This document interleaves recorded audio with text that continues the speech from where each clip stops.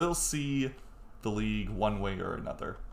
So we're just going to jump in, see how this Blue Moon list goes, and then afterwards we're probably going to play some Blue-Red Monkey, because that list has been working wonders for me lately, and I really want to catch up in the trophy race. We're only 3 trophies behind currently. I know that's probably going to change while we're streaming. Punthin Wine has a habit of trophying while we stream, so that's what's probably going to happen, but we'll catch up. And who knows, we might even trophy with this.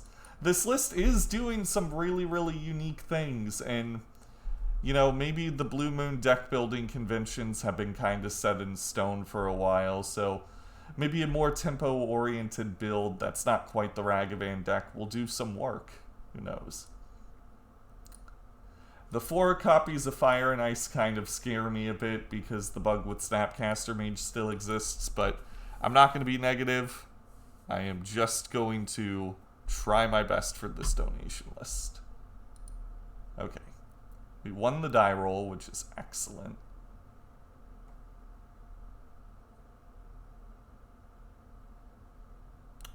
This hand's really good. This hand's super, actually. Because we're like one more fetch land away from playing Murktide on turn 2.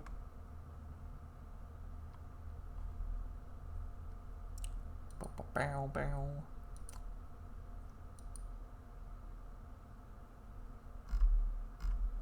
It's a beautiful day over here in Central Florida, by the way, everybody.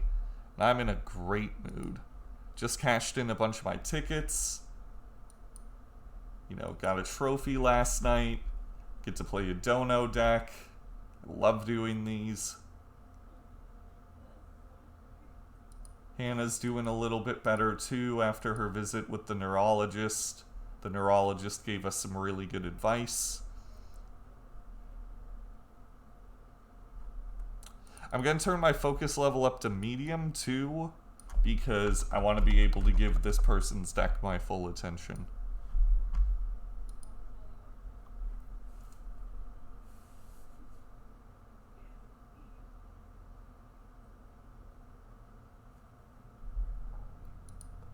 Inquisition, huh?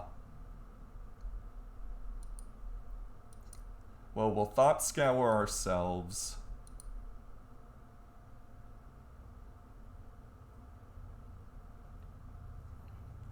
We could Force of Negation this and play Murktide Regent as a 5/5.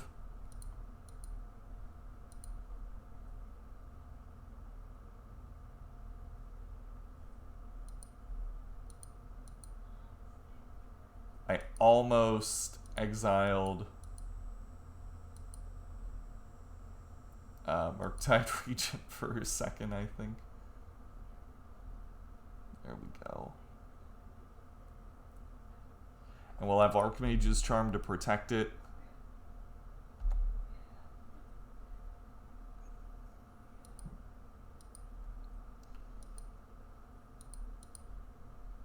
Okay, we're going all in on Murky Boy here. Trash Dragon will hopefully win the day for us.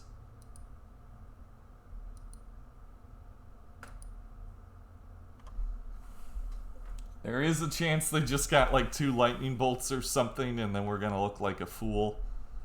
But I'm hoping that's not the case.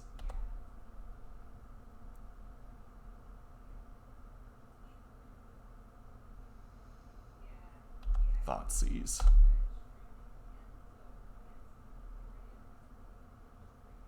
Well, that deals 2 damage to them, right? They lose 2 life by doing that, but our Murktide's less protected now. So we're gonna need to top deck something juicy here.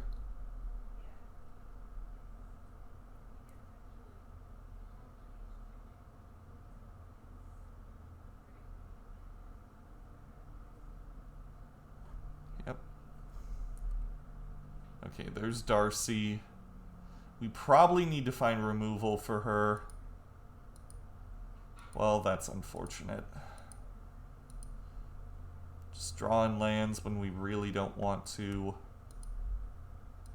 We still might be able to pull this off, but how it feels is that they're going to enable Delirium and then they're going to Unholy Heat Murktide.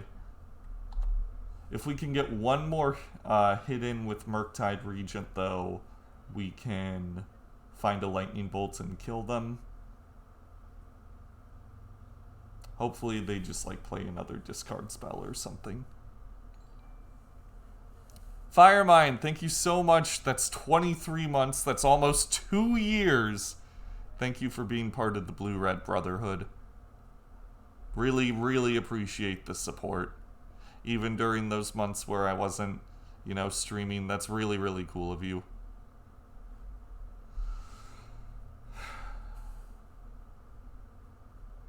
Yeah, we might be able to get there. We have to hope that A, they don't have Unholy Heat, and B, they can't turn on Delirium. Hopefully their hand is just like good grindy cards, and us playing the Murktide Regent out early was the smart move. Again, because of the 21 lands, because of the subtlety, I'm trying to play this more just like a tempo deck rather than a hard control deck. And I think against Thoughtseize deck, getting the Murktide out as quickly as possible was probably the smart idea.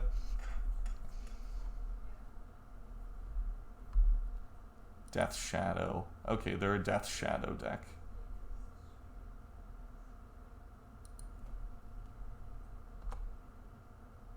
They're Jund Death Shadow, maybe 4-color Death Shadow.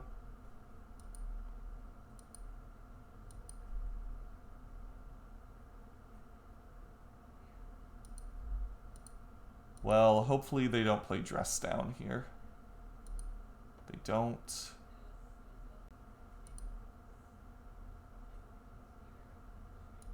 Okay, they're at 2. We're gonna go to... Well, they can't kill us with just the Death Shadow, right?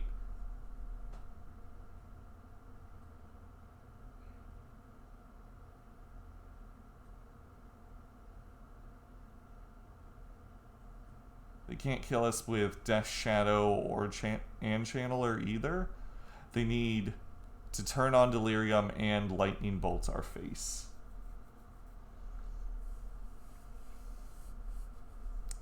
Is Trash Dragon gonna get there?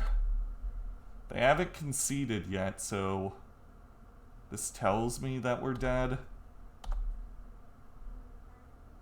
Timber Battle Rage. I didn't know people were still playing this. I thought everybody was just playing Dress Down, honestly. That's really sad. We were so close there. We were so close. But I think we played to the best of our ability. We just kind of bricked after we played the Murktide Regent. Sad days.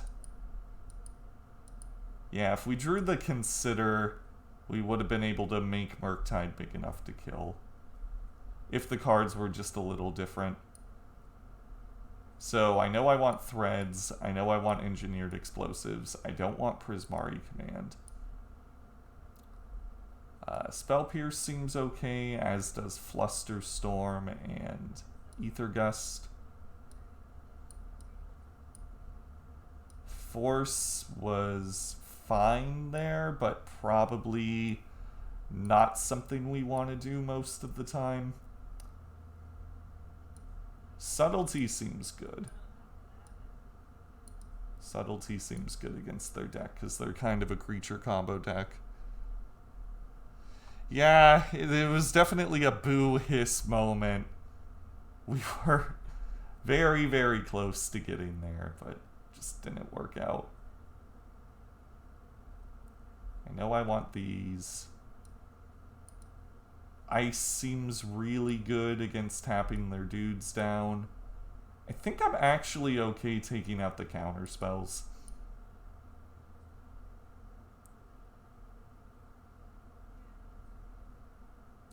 Actually, maybe we leave in one counterspell, take out one Snapcaster Mage. Because our flashback potential is not great here.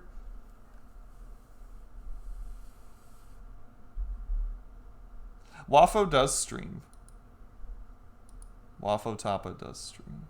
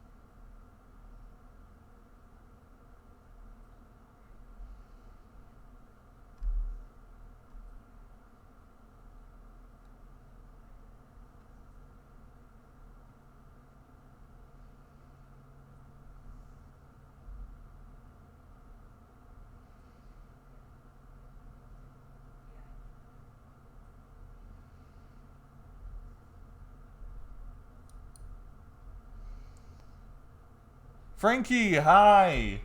Good, good, good. You're here. I wasn't sure if you were here. We are playing your list. Not gonna keep the hand with 2 Snapcaster Mage and no snap targets, so we're shipping this. I'll keep this and probably ditch... I'll keep this, probably keep a moon. Probably both moons, actually. Yeah, I think we're getting ready to consider. Because they won't be able to Thoughtseize both of the moons, right? Especially when they're mulliganing to 5, which they are doing currently.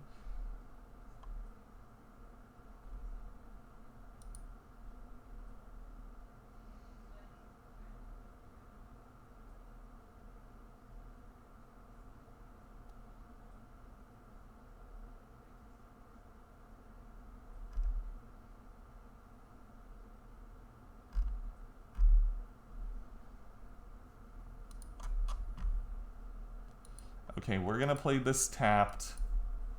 That way we don't enable... what's its face? Scourge of the Skyclaves.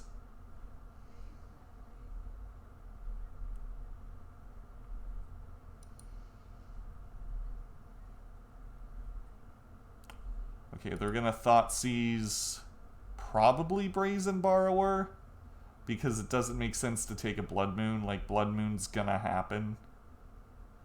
I guess if they take a Blood Moon, that means they have another discard spell, in which case we need to draw Spell Pierce or something.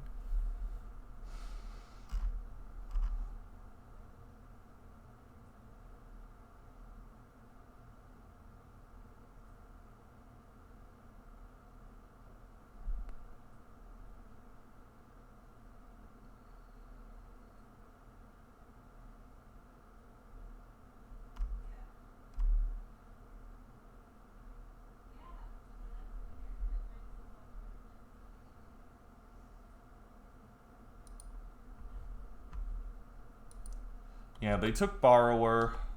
Not surprised.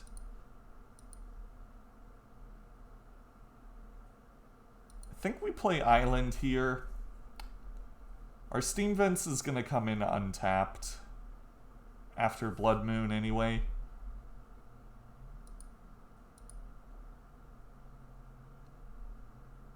Probably fetching a Swamp here because they know Blood Moon's going to happen. But if we keep our life total at 20 the whole game, we don't have to worry about Scourge. And it's going to be a lot harder for them to get Death Shadow down. I'm not fetching, because Scourge would be a 1/1, and then they can just keep hitting us to grow it. Like, this is going to be awkward if we draw Archmage's Charms, but I don't want to create an opportunity for them to even play Scourge of the Skyclaves.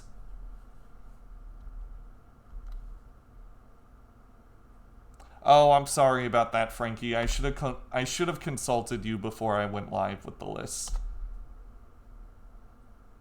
I'll let you know if the lands hurt too much. So far, based on the one game I've played, as long as you treat it more like a tempo deck than a control deck, the lines for winning do exist. I think we just got kind of cheesed out by Timur Battle Rage, which in my opinion is sort of a relic of a bygone era. Okay, it's a 2/2. And they looked at the top card of our library. Yep, okay, I was punished. I should have known they were gonna, like, tar fire us or some shit. Like, I should have known.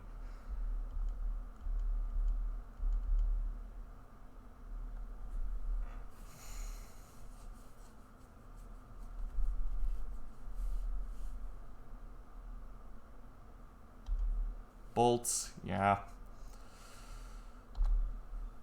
Well, at least it's only gonna be a 5/5, right?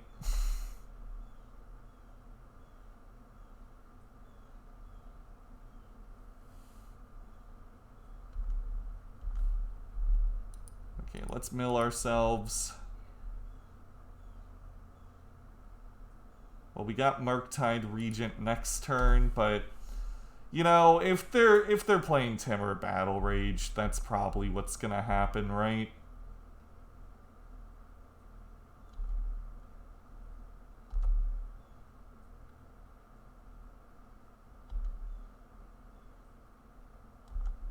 Five.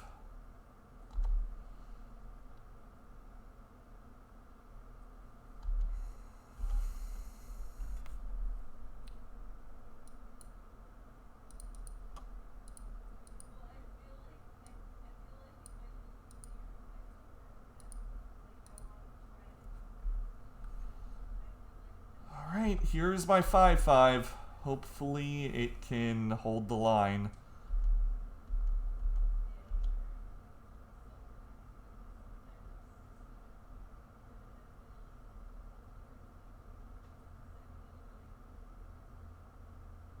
If we find a second bolt, we can double bolt the Scourge.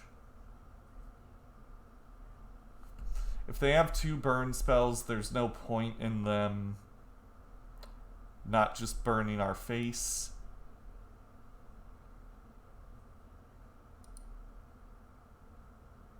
No attacks. Good. Hopefully they just brick now.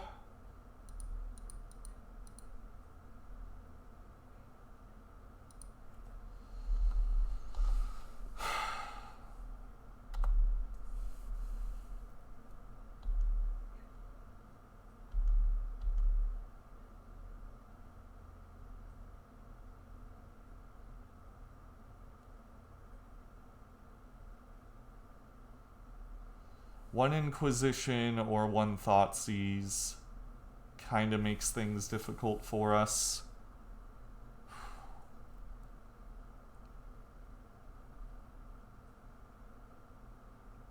We're holding the line, though. We're holding the line. Okay, Darcy. Well, we can bolt Darcy.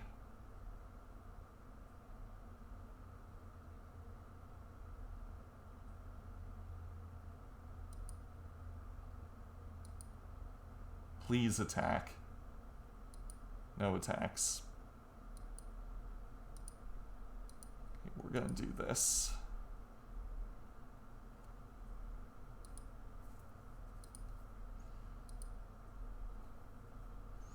Okay, not quite there yet. Unfortunate, but true.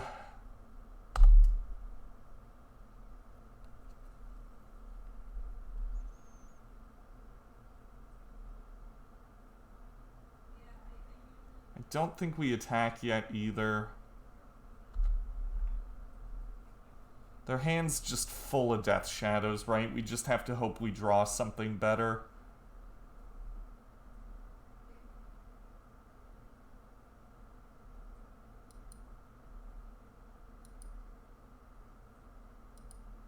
Okay.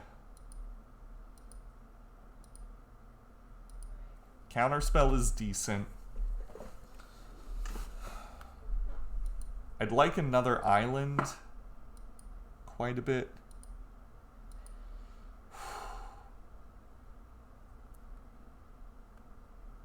Yes, indeed. I think they're advantaged in the long game, though.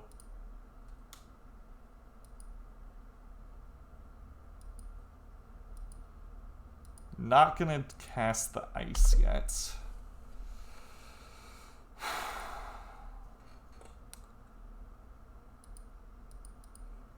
Man, this Murktide came at such an opportune time for us.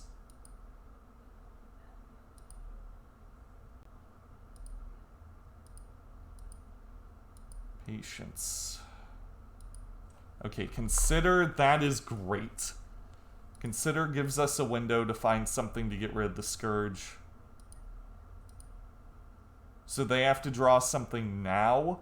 Otherwise, we're going to consider into something to win the game. Pretty sure. And it looks like they drew something. Because they are taking pause.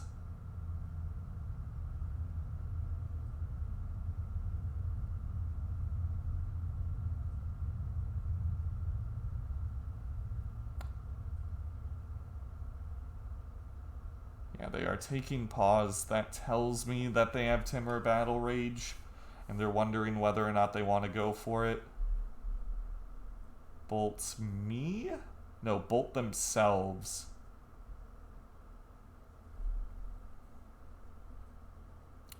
So that would put them to 12, right? I think I'm countering that.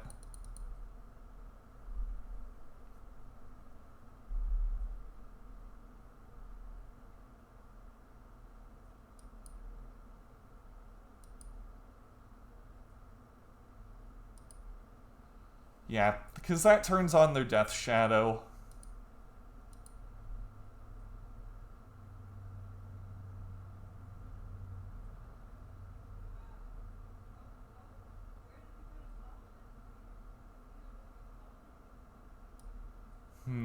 We can kill this at instant speed because we can Snapcaster Mage Lightning Bolt it. And then fire.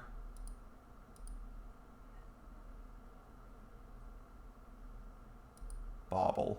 Okay.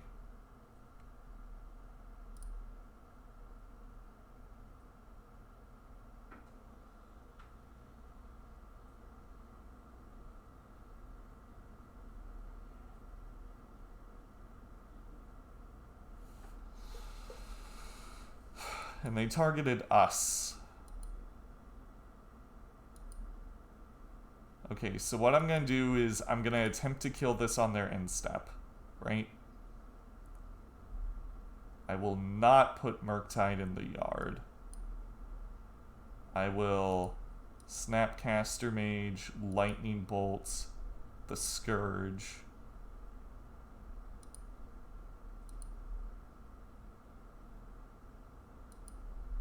And then I'm going to fire Scourge, and hopefully that kills it.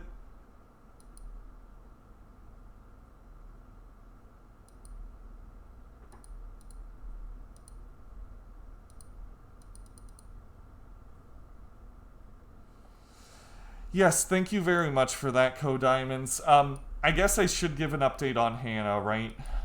Hannah is feeling a little bit better. She's still a bit nauseous, but the good news is that the neurologist essentially concluded that a big part of the reason why she might have had the seizures was just stress from college and just a lack of sleep, lack of hydration. So she's going to start drinking more water, start taking better care of herself. She hasn't been to college in a while, right? Like in a couple of years. So the new lifestyle is not something that she's really used to, right? So once she gets used to that lifestyle again, things should be okay. Thank you for the concern, though. I appreciate it quite a bit. She is doing a bit better.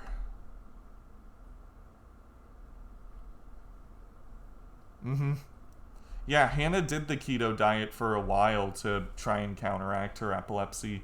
It was just really hard for her to stay on it. I've heard it's great for epilepsy, though. And I've seen the effects of it firsthand.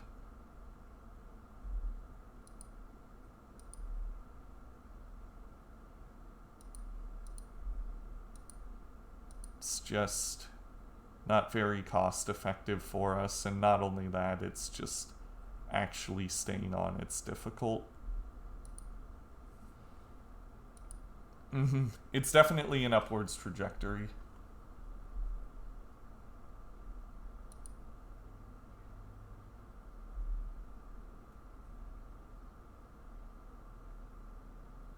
Okay, I think we run it back. I'm glad we had a way to win there with the Snapcaster Mage draw. I feel like the door was kind of closing on us, so it's good that we drew what we did when we did. The second Murktide was extremely helpful.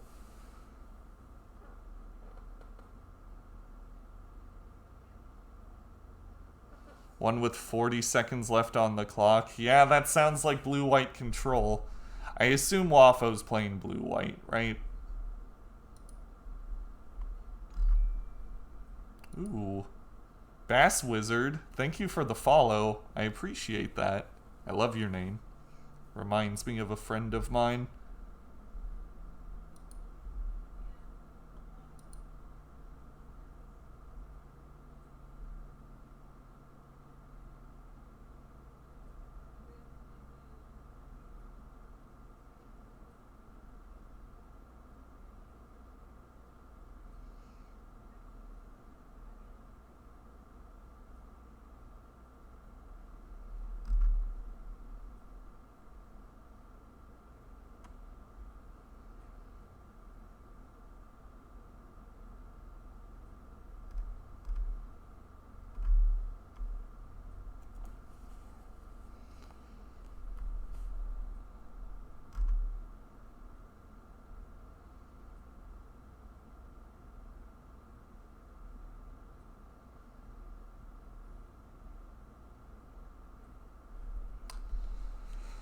Let's see. This hand seems solid. We have early interaction for Scourge as well as Darcy. So I think I'm going to keep it. The Orion build? Yeah, that makes sense. I feel like those builds are best at winning the control mirrors.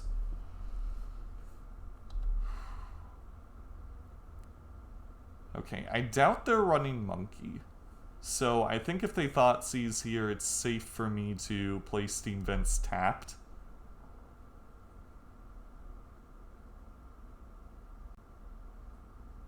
That way I don't make their Scourge better. Gotta keep our life total as high as it can possibly be.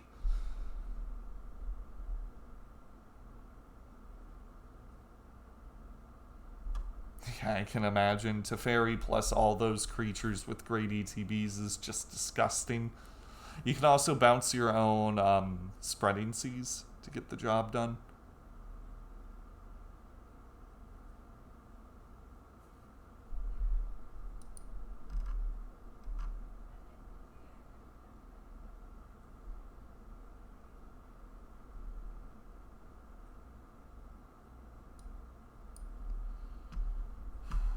Okay, they took away Blood Moon. So I'm just going to play this Steam Vents tapped and pass the turn. Threads of Disloyalty is probably the best draw we could have had in our deck. That's so good for us. That's so fucking good for us.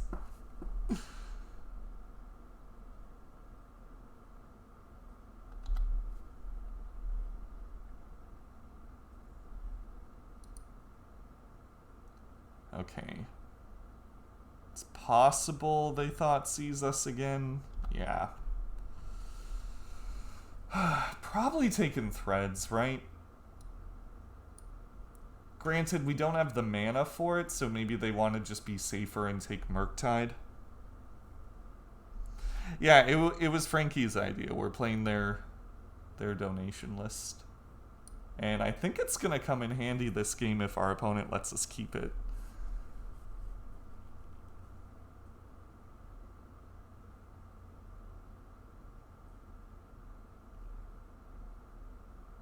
They take Murktide, so they're not respecting Threads of Disloyalty. We are a 21 land deck, though, so there is a chance that we just don't draw the land.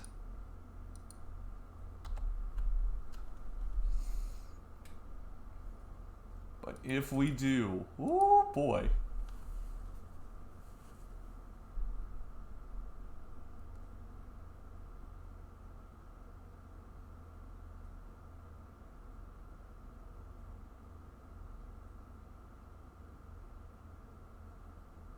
No point in fetching just yet, because A, we want to be able to keep our life total high so that they can't play Scourge. We've got 8 points of burn in our hand too, so that's something to be considerate of. Because they don't know that we drew the lightning bolt, right? So depending on what they do... Nope, just passing the turn. We're not going to fetch. We are not fetching here. There we go. Threads online.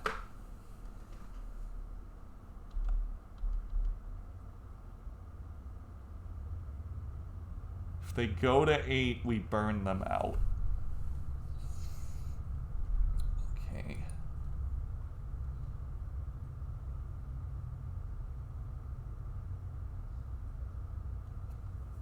Please shock this. 9. Okay. Death Shadow. Got it.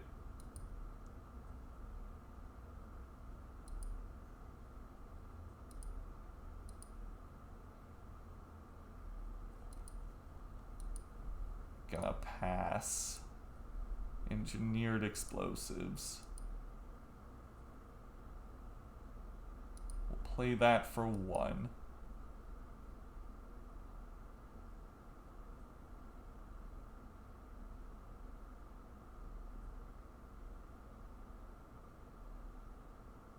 Stubborn Denial.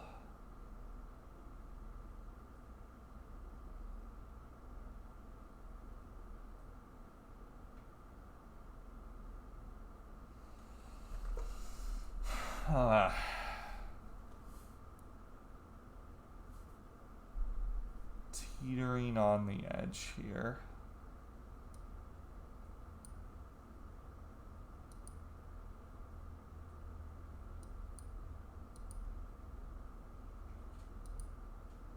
They have a ferocious creature, so even though it's bugged and it asks me to pay 1, I'm not going to pay the 1.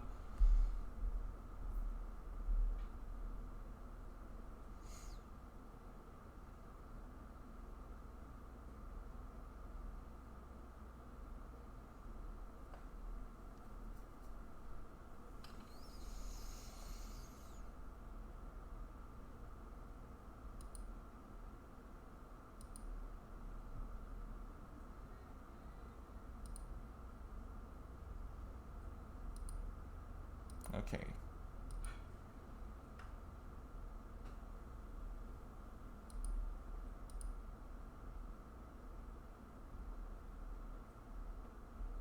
Is this the Lurgoyf?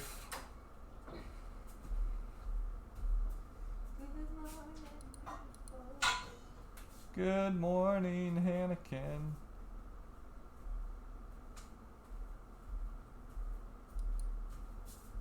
Okay, the question is, do we want to Aether Gust this, or do we want to Ice tap down their Steam Vents? I feel like Aether Gusting it's the best bet. Because we can always Threads it at some point.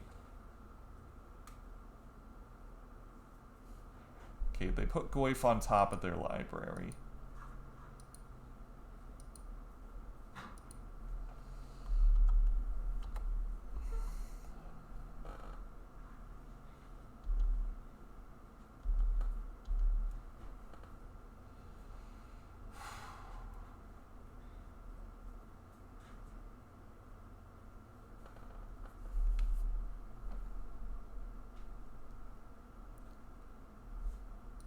Okay, we take 4 here.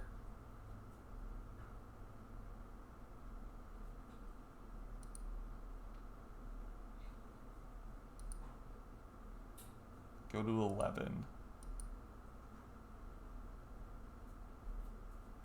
We're probably replaying the Goyf. In which case... The Goyf is gonna be bigger than the Death Shadow, right?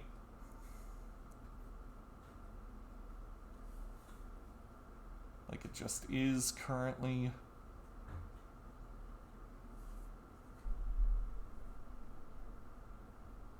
So we're probably stealing the Goyf with Threads of Disloyalty, and we're gonna ice down the Steam Vents.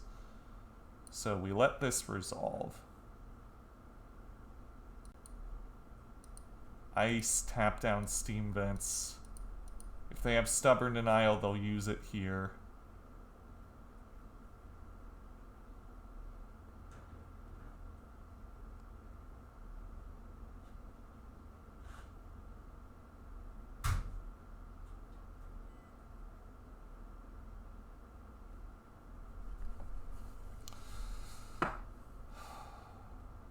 So this essentially makes it so that unless we draw a burn spell, we're not committing to the Lightning Bolt plan. But if we draw a Snapcaster Mage or draw a burn spell, we can win the game.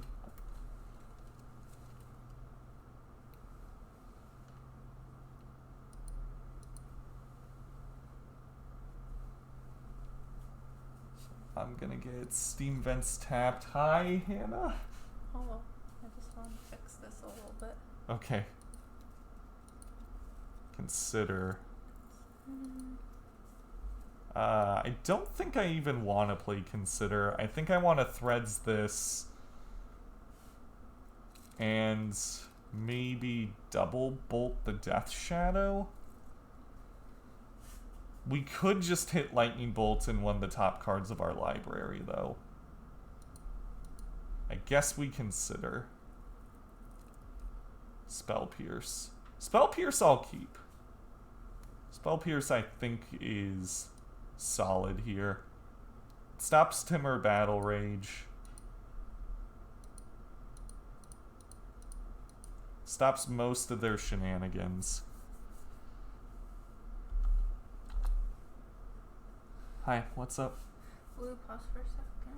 Yeah, hang on a second, guys.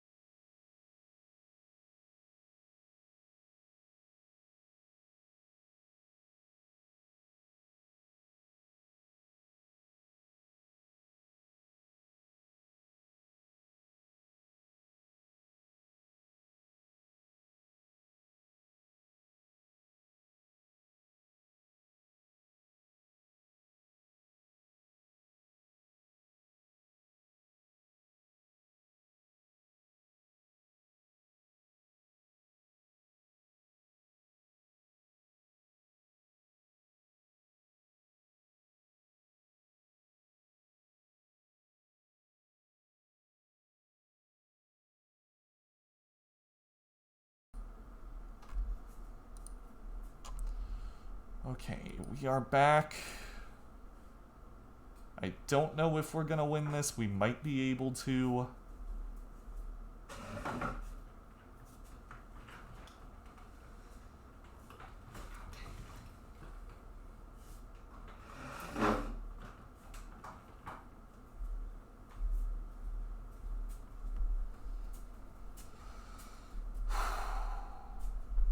They're in the tank.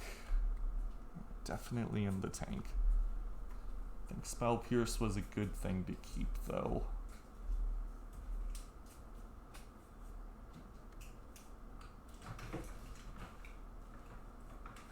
So let's see. They Thought Seize, we Spell Pierce it. Then we swing through. They have to chump block because Lightning Bolt kills them. We need one clean attack with Tarmogoyf in order to win the game.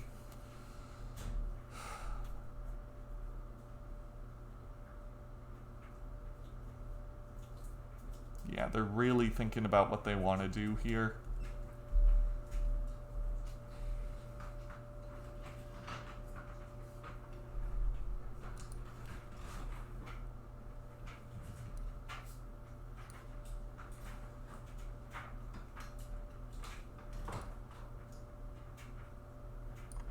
Okay, we're obviously going to block.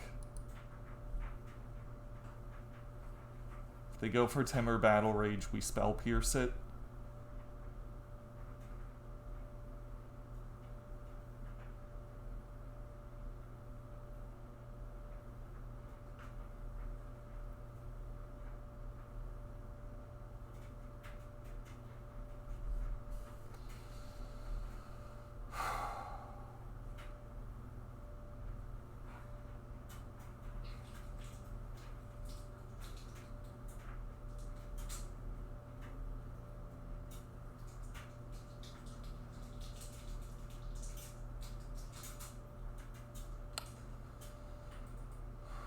Okay, they're going for Battle Rage. They bolt themselves. That works for us too, right? Because then we double bolt them and win.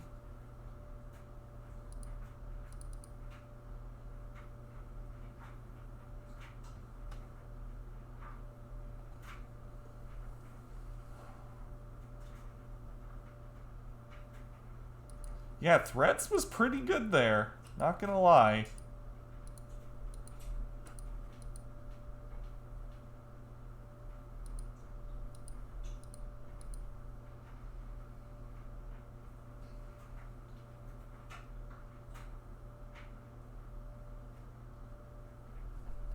Sweet! Game 1 in the bag. With Blue Moon. Love it. Yeah, seems pretty good there. Not gonna lie, Threads seems solid.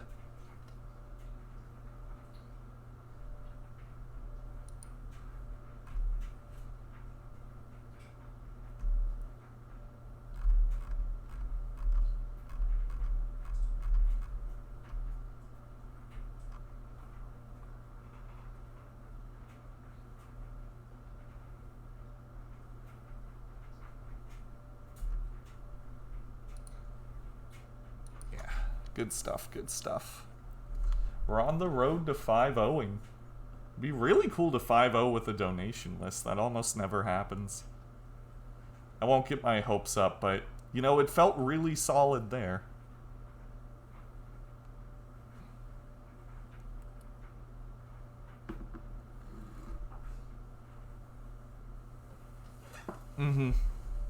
It was pretty good against the Death Shadow deck, right? Like, stealing Goyf there was just beautiful. I could see if Jund Shadow or, like, the Jund Sagavan decks keep popping up, I can see Threads being a good sideboard card.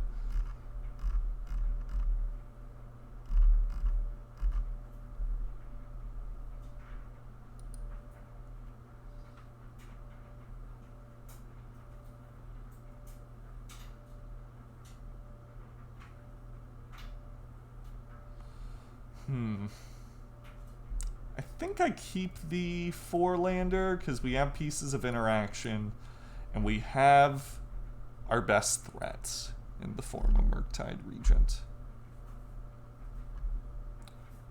So let's go with that. Okay, we're against Tron.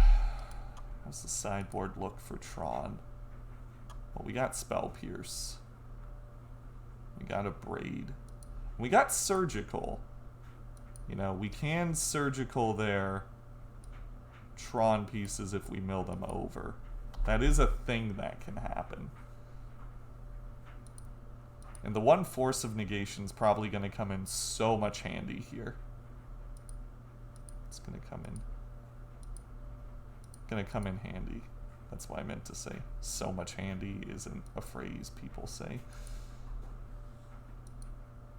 Okay, we bolt them. Get stuff in the yard for our Trash Dragon.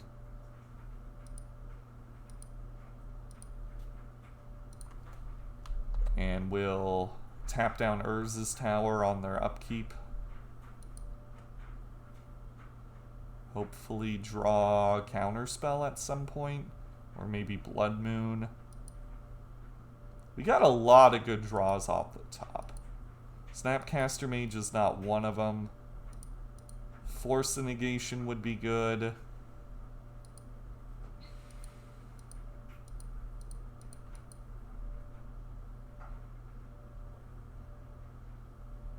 Another Murktide Regent, also not very good.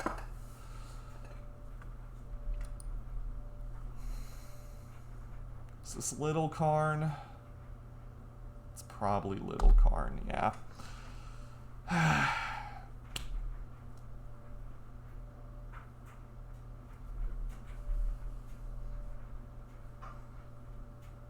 Still think it was correct to bolt there. They needed exactly Little Karn to punish us. And we drew yet another Murktide. So I guess we just play one of these out as a 5/5. They're going to get Ensnaring Bridge, though, and that's probably just going to be the game. You know, just didn't draw well against Tron. That's all this is. Kept a decent hand on the draw with, you know, some pieces of interaction, but due to the nature of Tron, that interaction just didn't matter. Yeah, it's just Tron doing Tron things. Exactly.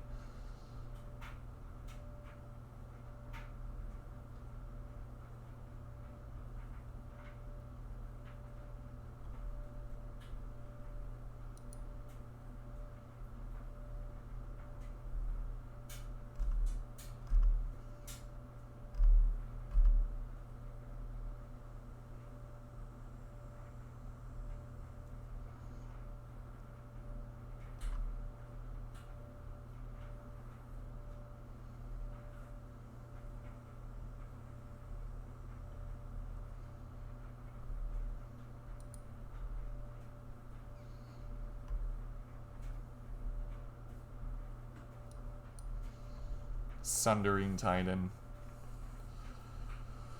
Well, we get to kill Little Karn, I guess, if they play the Sundering Titan here. I guess that's good? Question mark? Doesn't feel good. Feels kind of bad. But the fact that they got Sundering Titan there kind of tells me that they got nothing else going on in their hand.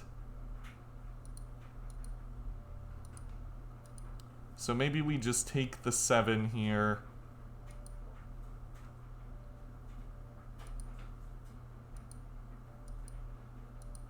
Hold up Counterspell. Play another Murktide Regent.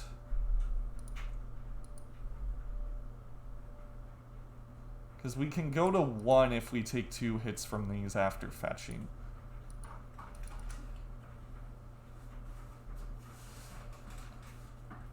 Yeah, if they just draw dead... Okay, I'm going to counter Ancient Stirrings because I assume that, you know, this is going to find them something good. I'm just going to operate under the assumption that they have nothing in their hand. At least nothing of note. Because I think that's one of our only avenues to victory.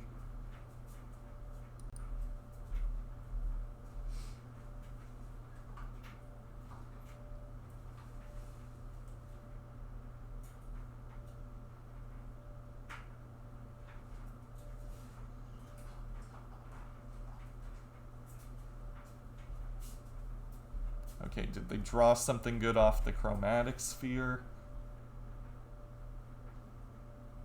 Drew Little Karn. Great. Well, I still think it was correct to counter the Stirrings. They were playing like they didn't have anything.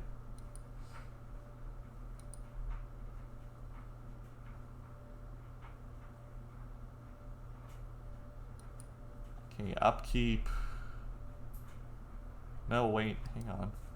I thought they were gonna, like, upkeep tap our... Well, not tap our land, but like get liquid metal coating, freeze our land. Okay. I guess they see that one of the only ways we can win is with extra copies of Murktide. But they did that, and now it's big enough to kill Karn. I guess we were killing Karn anyway.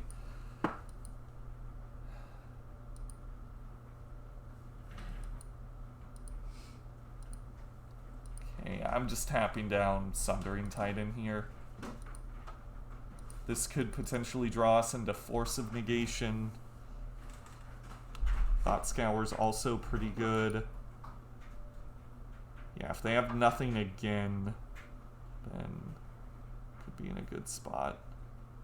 Sylvan Scrying. Gonna Thought Scour myself. Try and find Force. We found Consider.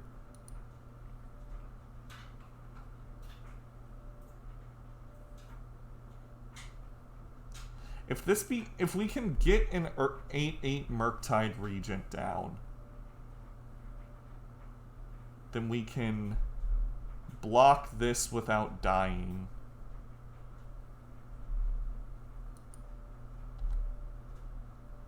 Or maybe we just like go ham. Okay, I'll put that in the graveyard. Steam Vents, I think, enters tapped here. Go. Exile the instants and sorceries. Next turn, they're dead.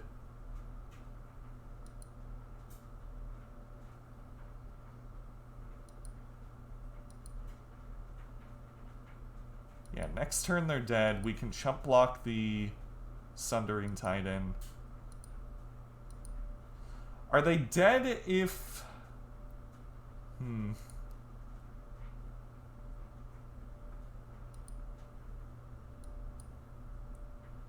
We're dead if they play Karn?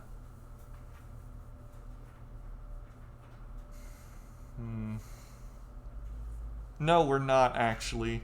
Because we can just lightning bolt them.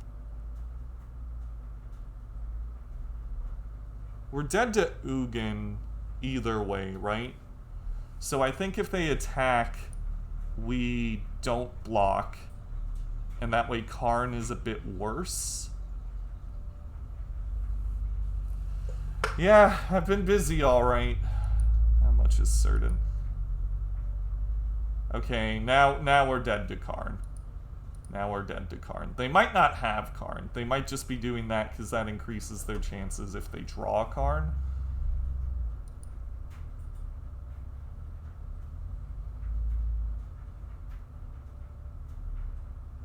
We're dead to Ugin. We're not dead to Wormcoil Engine. They can't play Ulamog. They need to draw Karn here.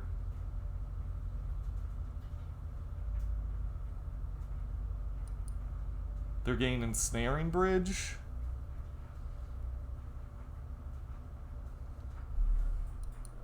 In addition to creating content, Or they might be getting Walking Ballista. So I'm gonna chump block here because they could get Walking Ballista. Now they're locked into getting Ensnaring Bridge, right?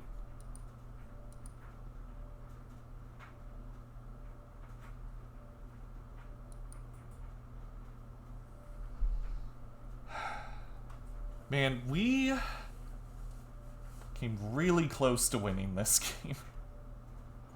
Like, really, really close. We do have Prismari Command in the deck.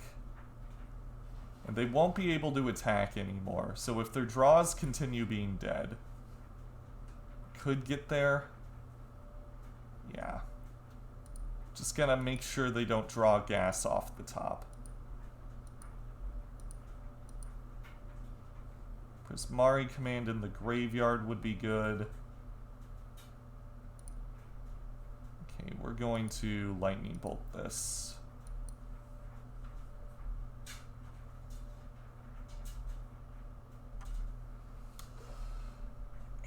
And not playing Murktide Regent.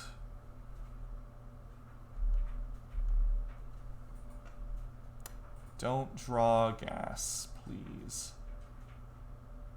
We need one turn where they don't draw gas. Okay, now they're just gonna slowly kill us with Ugin.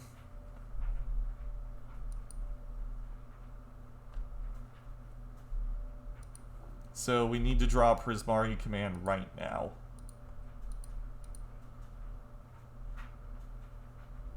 Put that in the graveyard.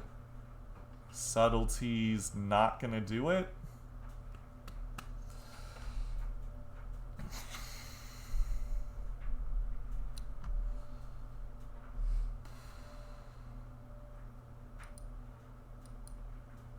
Trying to think of how we get out of this here. Now I don't think there's a way. I think that was our turn to draw what we needed. They bolt? Why would you do that? Why would you bolt when you can just exile Murktide Regent for free? Maybe they don't know that we're running Prismari Command. Okay, we're gonna look for one of our 2 copies.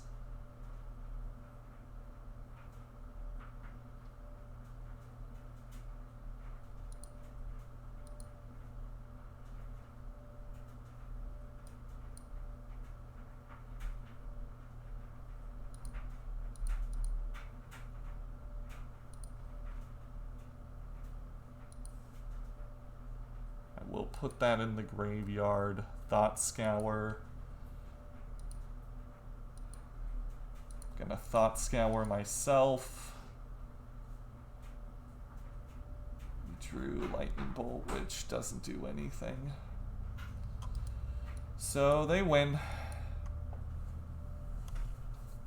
That's a bummer. We were on the back foot that entire game, and we almost ended up winning. Brazen Borrower also would have done it, actually. I didn't even think about that. Okay, let's bring in Abrade and Spell Pierce. And take out... I don't know if we want to be on the Mill Them Surgical Extraction plan. That's probably pretty loose. I'll take out 3 bolts. Like, we almost won there. Almost got there. Just needed more artifact destruction.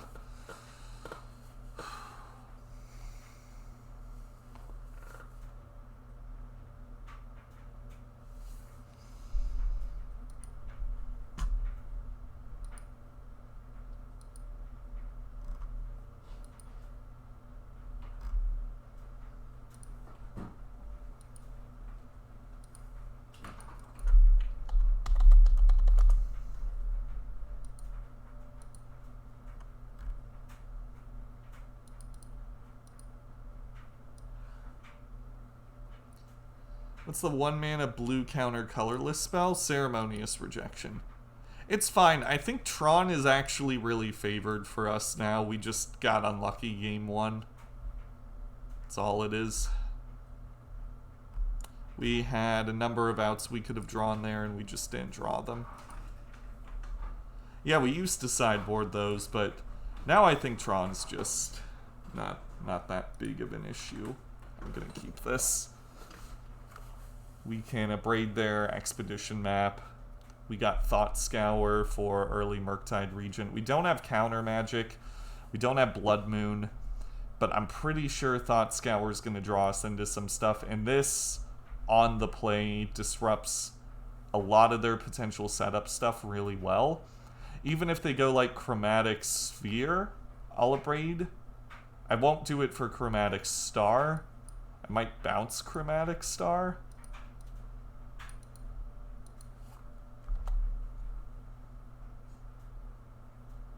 But this slows them down with setting up.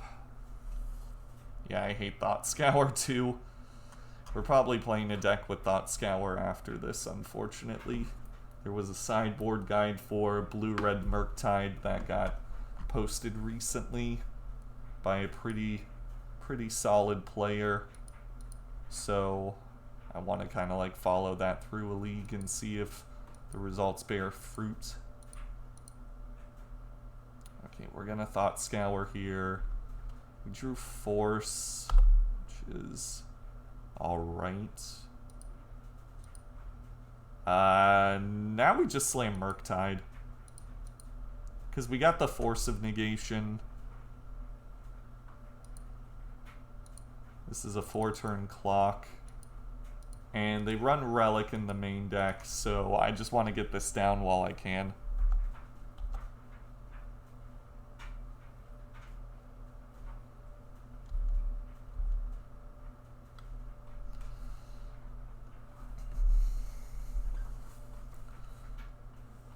I feel like you don't need Thought Scour in the current Ragavan Murktide lists, because you already have so many good ways of dumping shit in the yard anyway. I think I'm ditching P Command here. Actually, probably Brazen Borrower, because our clock's already really good.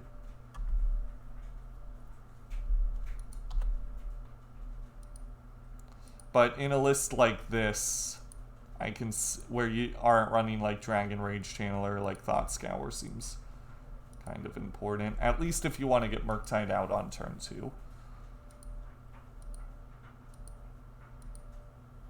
So hopefully they don't have Natural Tron. It's possible that they have Natural Tron anyway, and forcing the Sylvan Scrying was incorrect, but I don't think it was. I think that was them trying to find Tron. Looking for Tron in all the right places.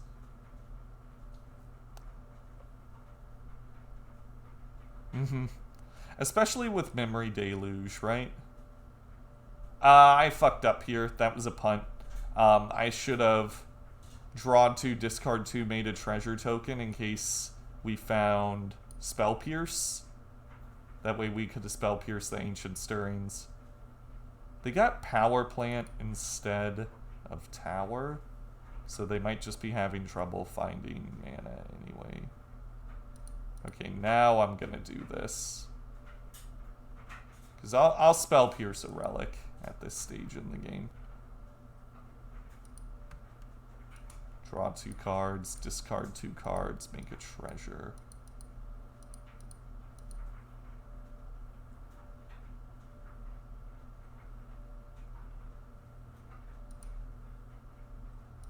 I'm gonna discard these. Then blow up Relic with Abrade and play another Murktide Regent. That way they have to draw Tron next turn, as well as something to kill our trash dragons.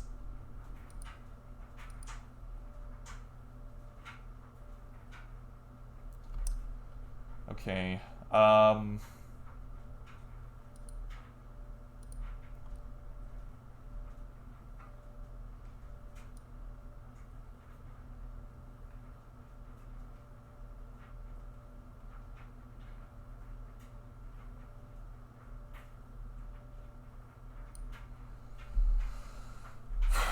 Subtlety changes some stuff, right?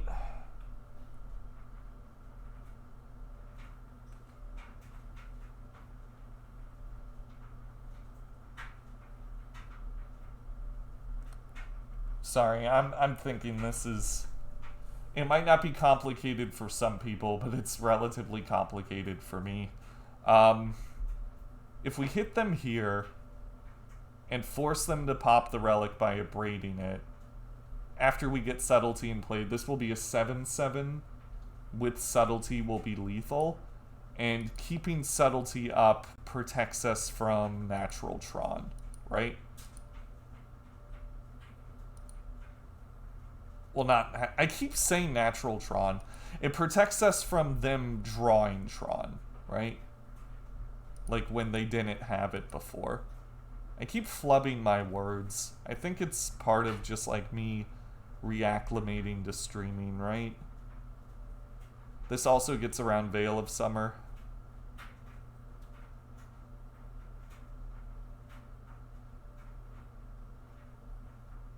Okay, they do this. Trash Dragon grows.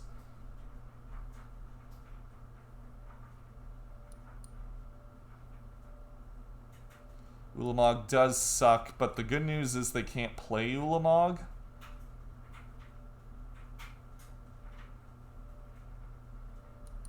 Relic.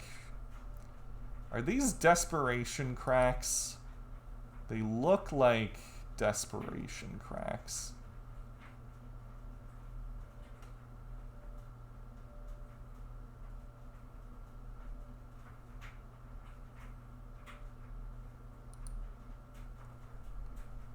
Yeah, I think they're just dead now, because even with Dismember, they lose 4 from that.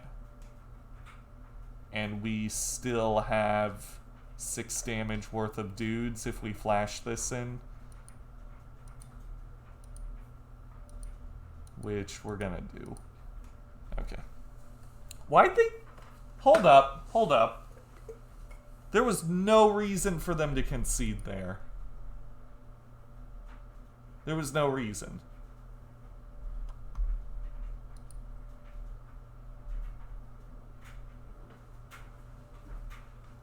That seems weird. Why would they concede there? Maybe their hand is just actual garbage, who knows.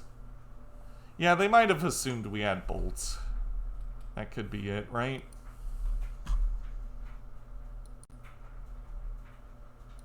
Don't lose faith in humanity, Jacob.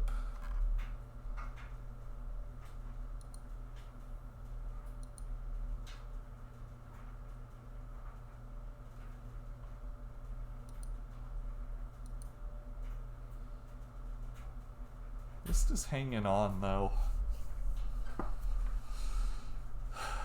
Alright, snapping back Spell Pierce seems dirty. And we got Subtlety as a good safety valve. I can think of worse hands to keep for sure, especially if they're just leading on Relic of Progenitus. We're not fetching here. They kept 7.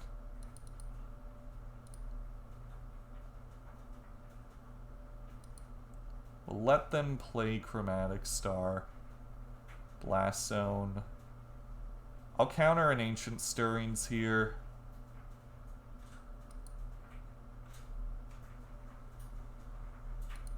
Yeah, counter Ancient Stirrings, Abrade Relic.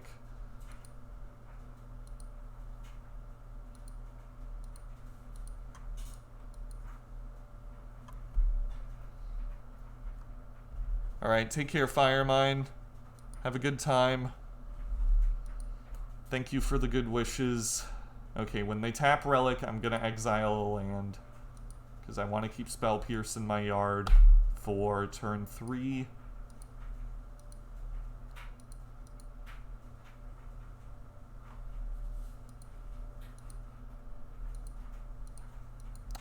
Liking the Abrades mixed with the Prismaris. That seems really clever.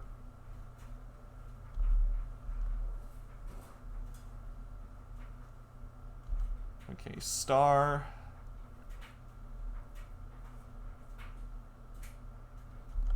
Man, Subtlety looking mighty fine if we can get to turn 4 with it. Yeah, they're not getting Tron anytime soon from the looks of it. They could Stirrings here. Okay. Well, they might get Tron soon, actually. So if they don't do anything worthy of Spell Piercing here, we just consider a whole bunch.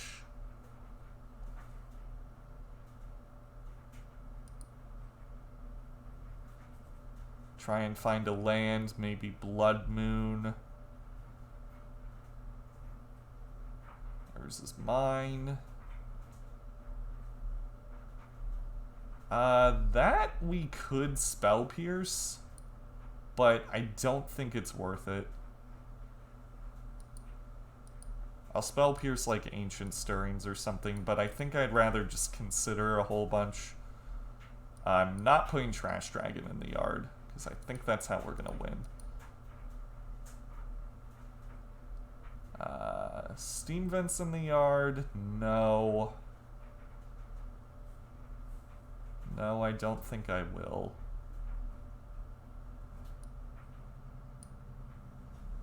I think I'm fetching Island here.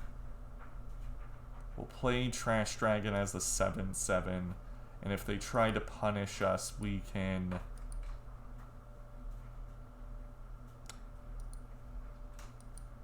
Subtlety.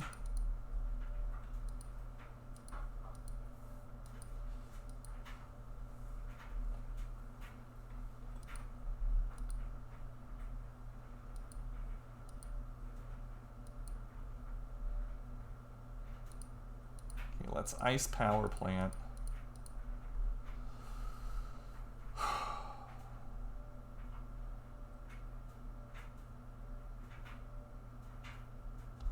Okay, Abrade is kind of nothing. I really don't want to have to use the Subtlety this turn. I really want to wait until next turn so that we can kind of tempo them out. We're getting there. I think we're getting there. I really do. They didn't play a Tron land. Okay, Karn.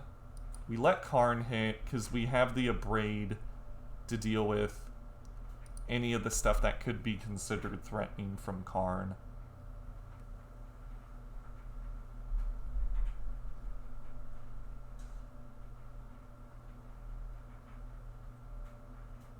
Ensnaring Bridge. Yeah, that's whatever. That's honestly whatever. I don't even think that we attack Karn. I think we're just attacking them.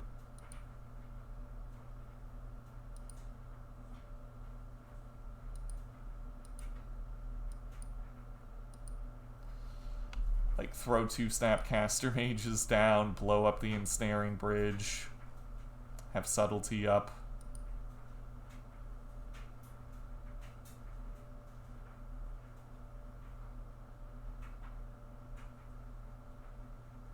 They're not getting Tron. Cool.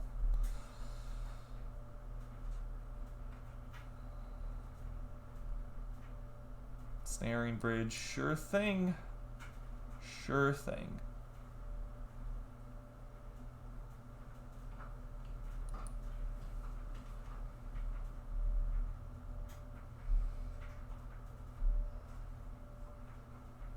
Trinisphere. Well, they can't play the Trinisphere relic. Thought Scour. Thought Scour again. Man, if they pop the relic, they're gonna be in a world of hurt.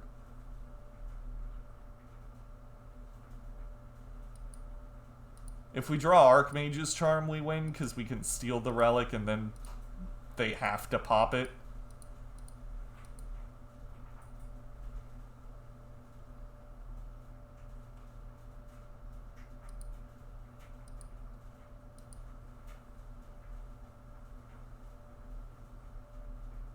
Not quite lethal.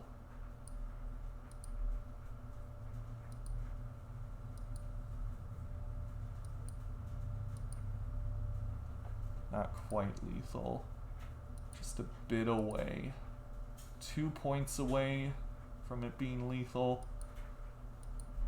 We have the means to get there next turn.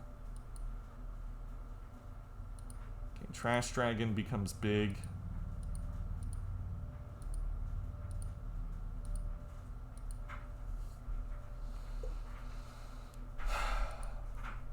Okay.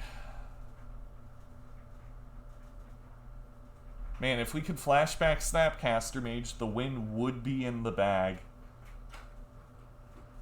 Like, it just would be. We can also throw down 2 Snapcaster Mages, attack that way. Long, grindy games we've been playing right here.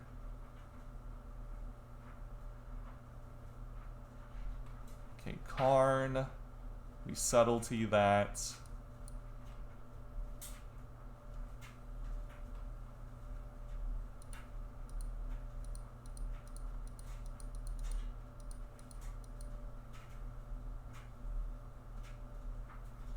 This does hit Planeswalkers. And that's the game. Alright. 2-0 with this version of Blue Moon. Really liking how it's playing so far, I'm not gonna lie. Really, really solid. A lot of the, like, cards that you maybe, like, raise an eyebrow towards, you know, stuff like Subtlety, stuff like Threads of Disloyalty. Like, there's been points in the games where it's been working. Bean Zara, thank you for the follow. Yeah, it is quite fun. It's really, really enjoyable. I'm liking a lot of the 1-ofs and like 2-ofs and stuff like that. I think my favorite thing about this list is you got the Prismaris in the main because it's a more flexible card. And then you got the Abrades to do kind of double duty against the artifact decks. And this costing 2 was really, really good against Tron, as we saw there, right? Like being able to blow up the relic on turn 2. I like that split. I think that's really, really good.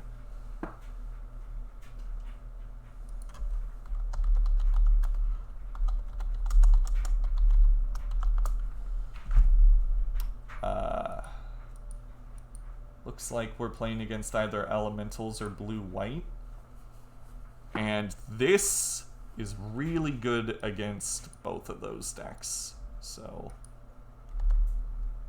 if it's elementals and they go Utopia Sprawl on turn 1, like, we're gonna be sitting real pretty.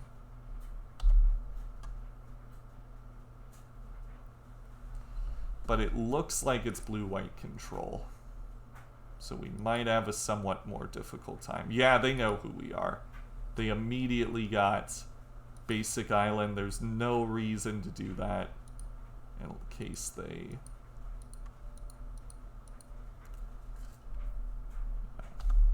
They're playing around Blood Moon already. It's a part of the reason why I've played the monkey deck recently. Because I'm so sick of people being like, oh, the Pin Sword, time to play around Blood Moon. So. Like, no faults to our opponent. Like, they're absolutely doing the correct thing if they have that knowledge. But, you know, it's serious obstacle for me when it comes to 5-0ing. Oh, sorry, that's the wrong list. Let me get you the correct list. Or attempt to. Sorry, give me 1 sec. Opponent's gonna be thinking that we're thinking really, really hard about this. Oh my gosh. Okay, I'm just gonna do that. There. That bottom one, that's the list. No problem. Sorry, Arctic Hydra. I should have updated that command earlier.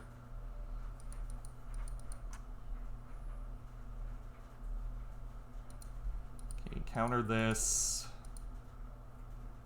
Next turn we can play Murktide Regent. And I'm gonna leave a Counterspell in the yard for Snapcaster Mage. Actually...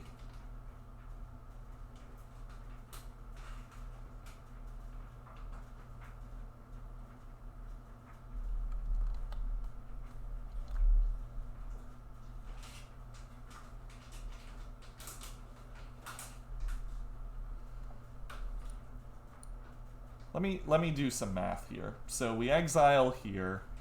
it becomes a 7/7, assuming they don't have Solitude or any of that shit, right? Becomes a 7/7, and we have 4 points of burn, so it doesn't really change the clock too much. I think it makes sense for this to be a 6/6. And just leave more of the good stuff in the yard.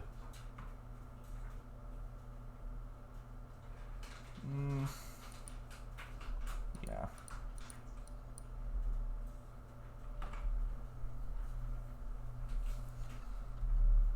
It's probably gonna die anyway. We can be real. It's probably just gonna die. Okay, Jace. Get rid of Brazen Borrower, I think. Actually, P Command's not good here, right? Yeah, let's get rid of P Command. Well, Subtlety, the Jace. Yeah, this card helps so much in these sort of matches. They're probably putting it on top because they're not playing around the second Subtlety. Solitude.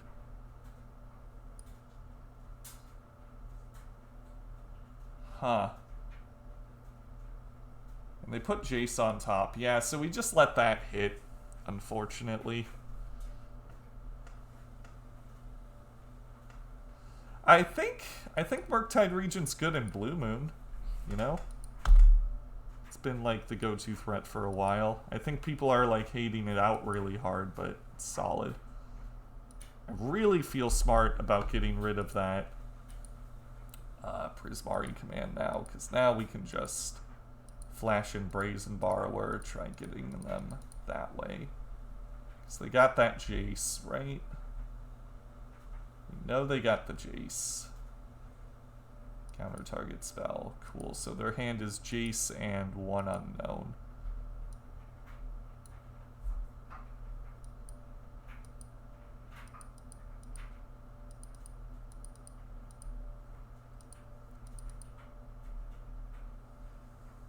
Hollowed Fountain. Okay, so they got Subtlety.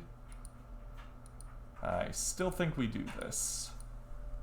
That way we can Murktide Regent plus Counterspell.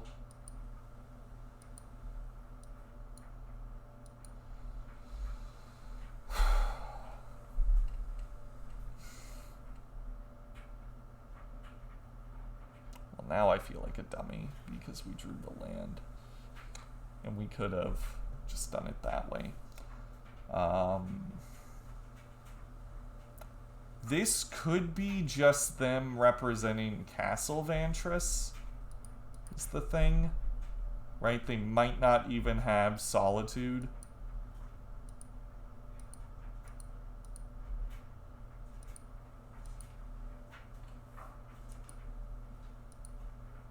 So I'm gonna do this. Gonna make them have it.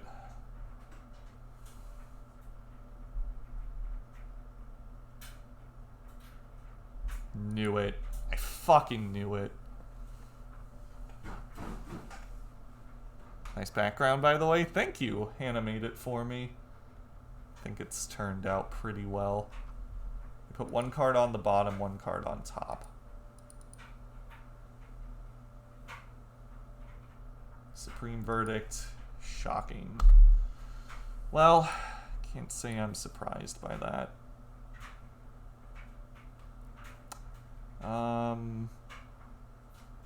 Can't really afford to play that yet.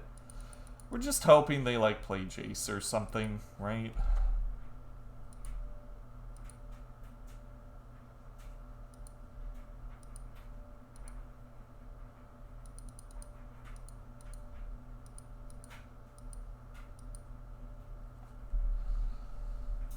Here we go now.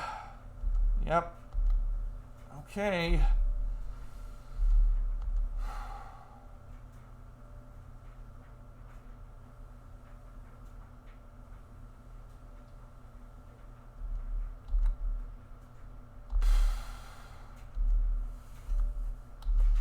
Okay, right.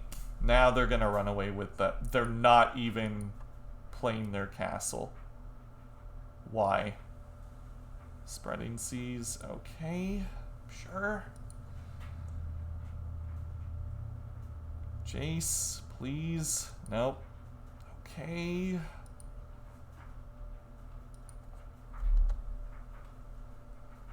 Like non-bolt. That's pretty good. We'll play that next turn because we might need to Subtlety plus Counterspell here.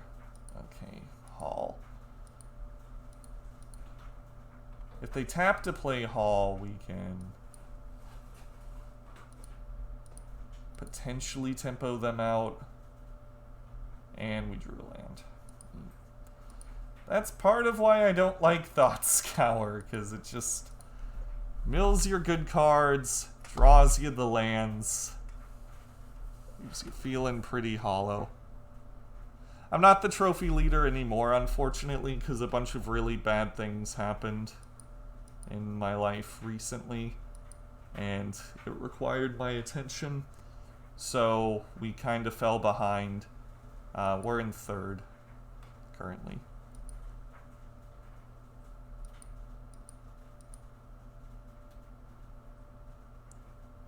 Please play Jace or like something. Is this Bant?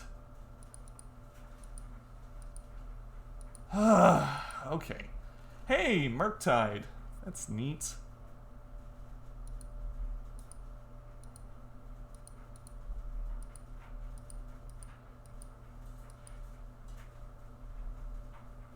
Please let me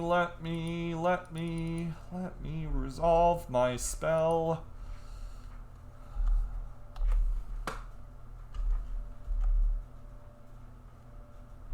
We know they have their companion in their hand. Supreme Verdict. Yep. Jace.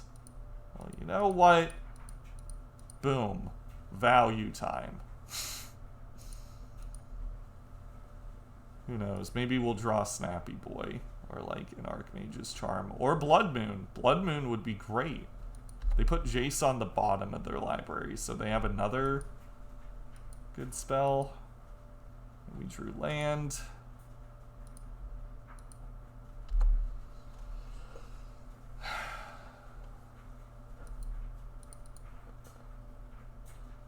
Do you have the third Supreme Verdict? Tef. Neat.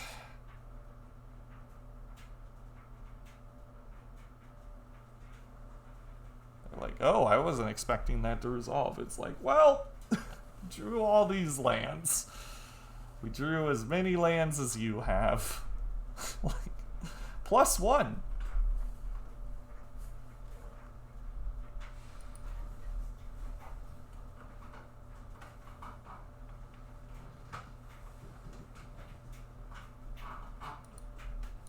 Okay, bolt this asshole. They got the companion and 2 unknowns. Okay, they got the companion and 1 unknown.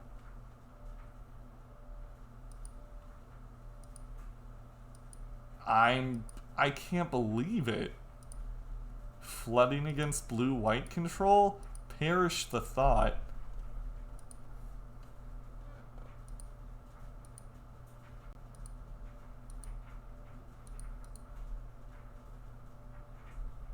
We have 1, 2, 3, 4, 5, 6, 7 lands left in our deck.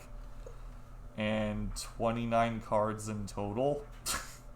So that's pretty bad. That's pretty bad. Still, I don't think it says anything about the strength of this build in particular. I think we're just losing lots of game ones and then coming back the last minute for the spicy and entertaining content. Okay. Prismari Command for 4. Blood Moon would have stopped that. Cool. Can I draw something?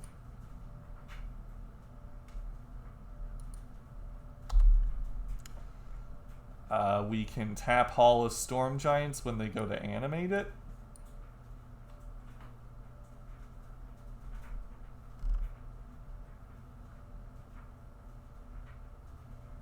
They put a card on top and a card on the bottom, so I'm gonna ice this, hope we draw a Snapcaster Mage. We can't Thought Scour ourselves, because Chalice of the Void is out. Blood Moon, please? Draw 2? Please, please, please. Oh my gosh. Guess we take this opportunity to draw 2 once again. Surely there is something here. Land Blood Moon.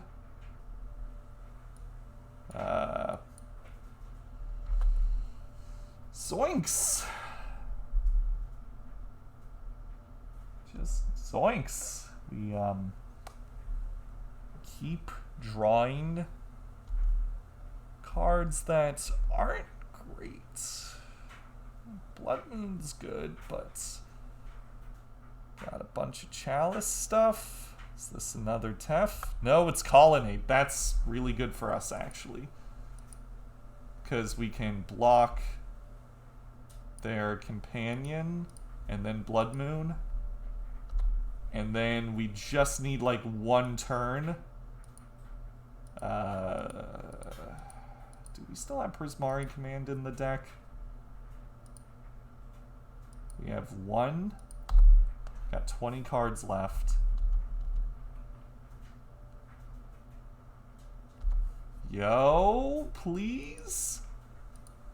Got there. See, Burkett, thank you for the follow. Appreciate that.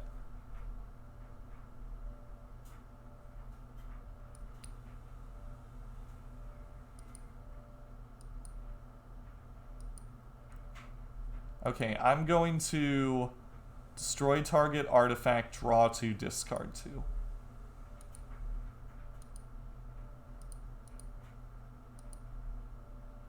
Do they have counter magic? They do not. Is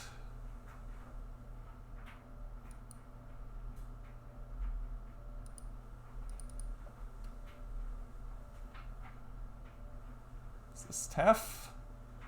Is this Shark Typhoon? Okay, I'm going to Thought Scour them because I only have so many good cards left in my library. I don't want to lose them. And we're going to exile this. And we milled over Counterspell Glacial Fortress. Not the best draw. That's every island in our deck.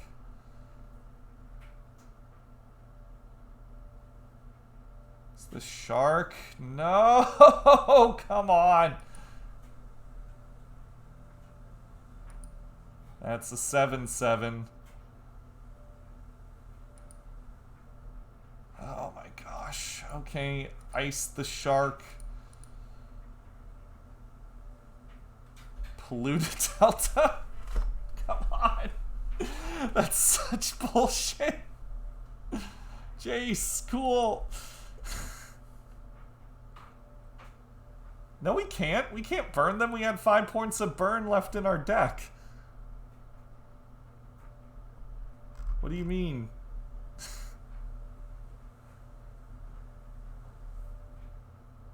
We had 5 points of burn left in... We have 5 points. Like, they're at 7. We can't burn them out. Yeah, Prismari hit face, but we use that to draw cards. Like, hindsight's 20/20. I think drawing the cards was better.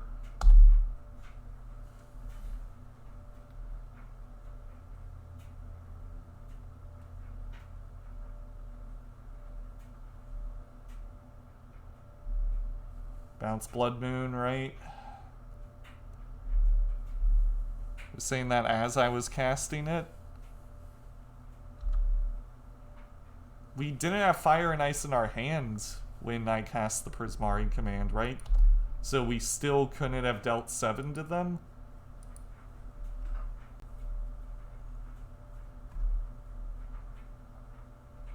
Like, I get what you're saying, but at the same time, it's like, you know, not what we did. And I'm not sure if it was correct to do that.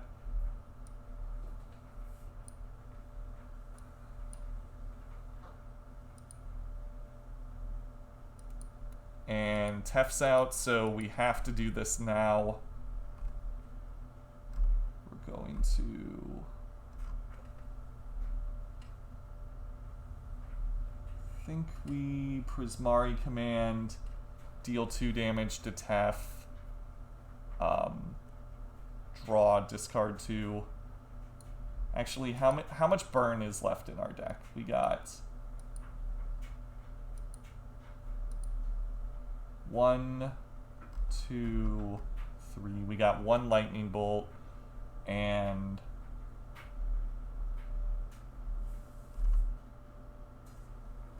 how much fire and ice?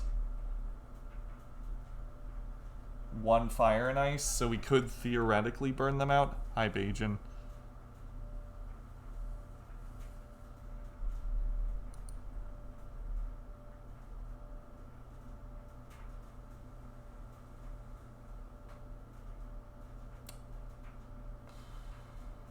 I still think we deal 2 to Tef and then draw 2, discard 2. Because I think the way we're winning this game is by stealing the shark, right? And we still have 2 Archmage's Charms left in our deck. And this way Tef doesn't get to stick around.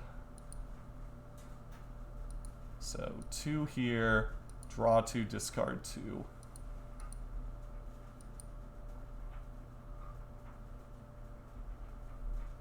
Okay, bolts, another Blood Moon.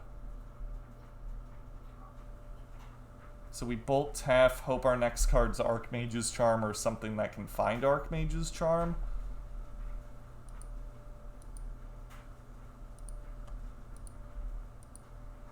Because at this point, we're more statistically likely to draw an Archmage's Charm than we are to burn them out.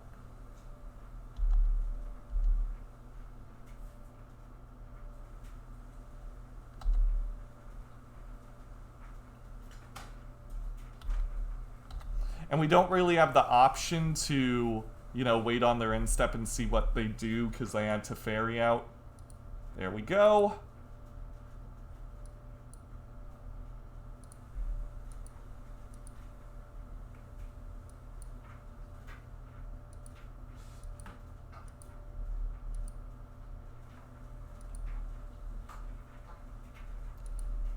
Okay, they have to have Counterspell in their hand. If they don't have Counterspell in their hand, we win.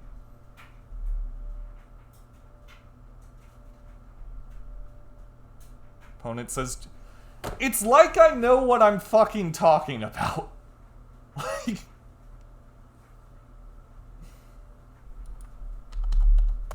And this is not to attack anybody in the chat. I think that all the lines presented were valid. It's just, I knew that this was, given the shark on the field, that was probably the best way we were going to win the game, given the number of cards that were left in our deck.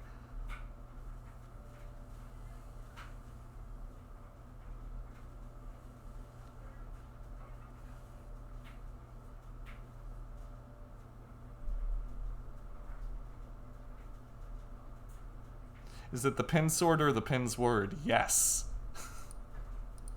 Yes, it is.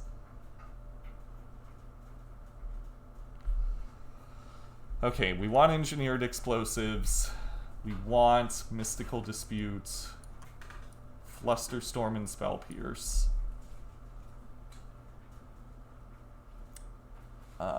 Don't think we bring in the Abrades because it really just only hits Chalice.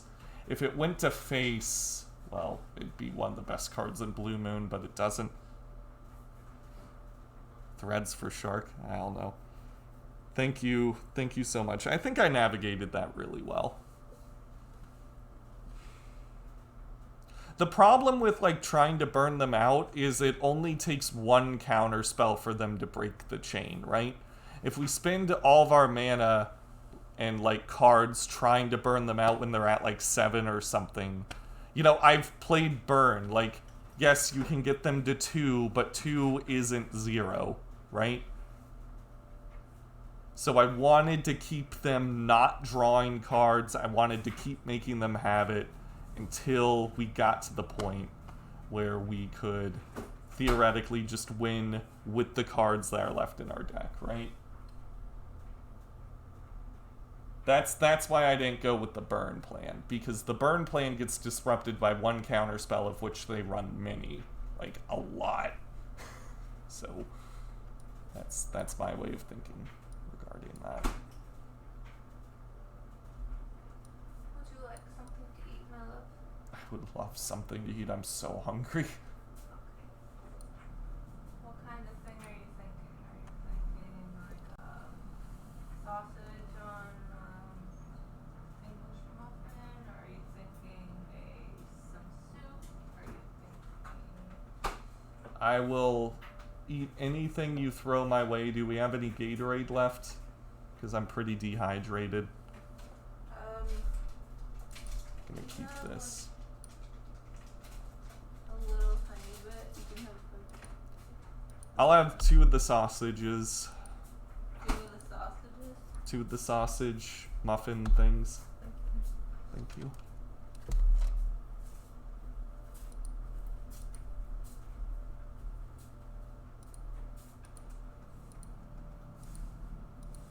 Okay, we only have 11 minutes left on the clock, so I need to play a bit quicker here to win.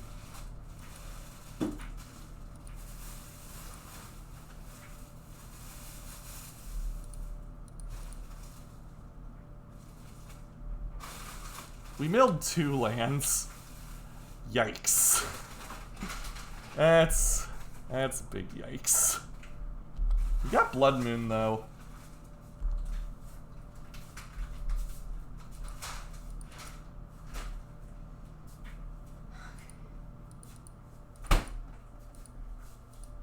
Give me a land. Give me a land. Ooh. Okay, we will not put that in the graveyard. We will also not put that in the yard, because I like my basics for Blood Moon. Okay.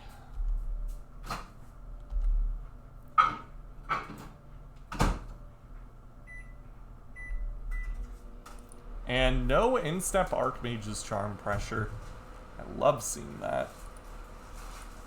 So we're gonna Snapcaster Mage Consider on their in-step, kind of get the beats going.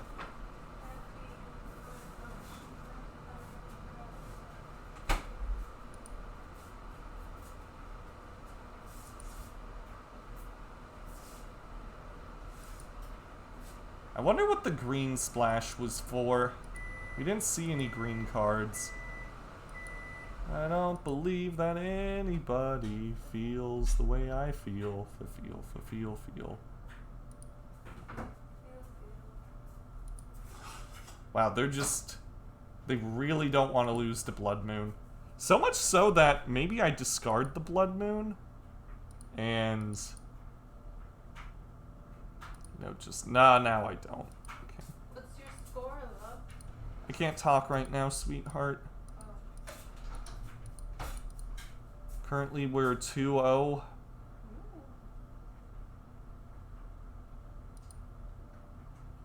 I think I get rid of Engineered Explosives,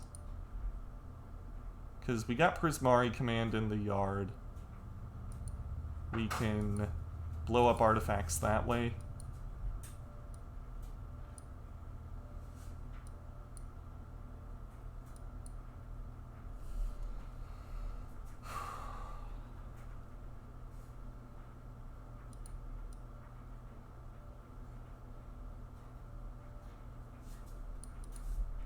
Okay, no reason to do anything hasty here.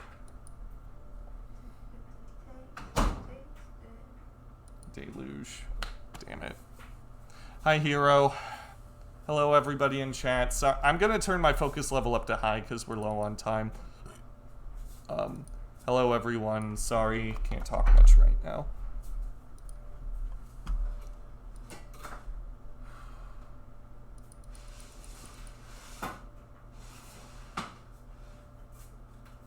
Glacial Fortress. Okay. We're gonna Snapcaster Mage Consider here. Congrats, Arctic Hydra. That's pretty impressive.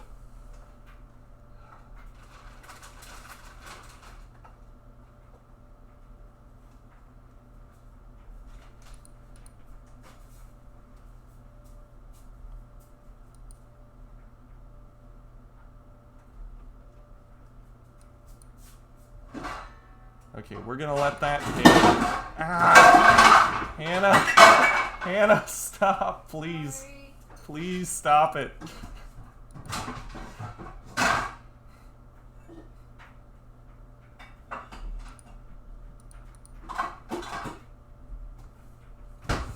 I'm sorry. Sorry I reacted the way I did. It's just noise, you know?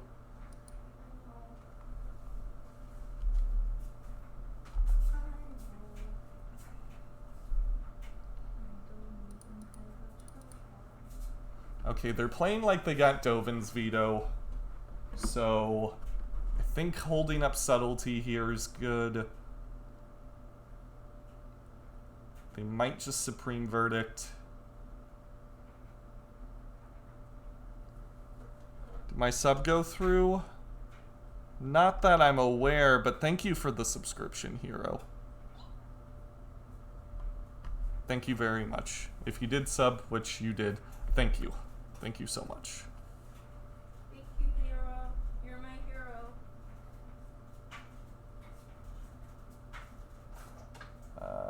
Is this Tef? No, it's Deluge. Looking for a Tef? Yeah, I didn't get a notification for it. I'm certain it happened, I just didn't get a notification for it.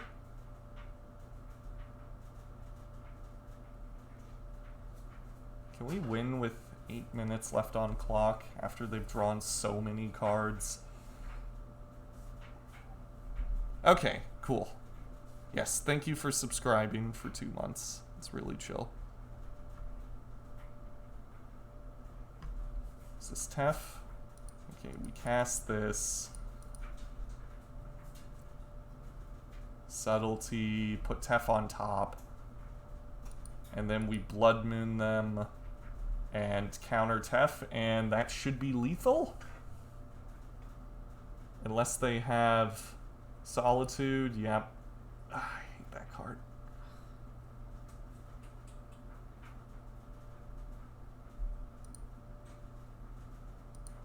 And all the walks we have to walk are roading.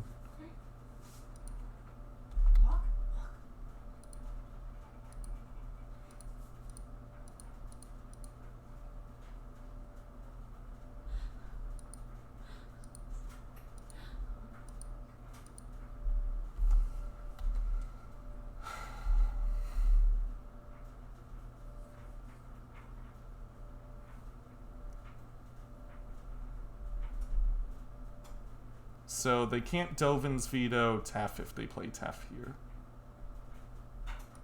So we're going to counter this. Do they have Jace? Are they going to Jace bounce Solitude back to our hand? I mean, not Solitude, Subtlety. Subtlety might win us the game.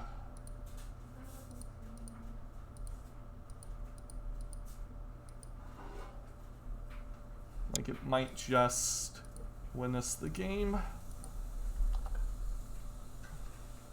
We're going to be 1 point short of lethal.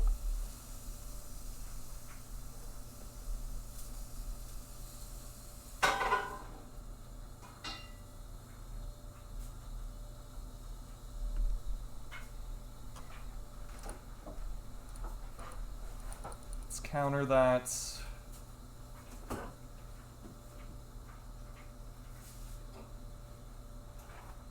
GG's.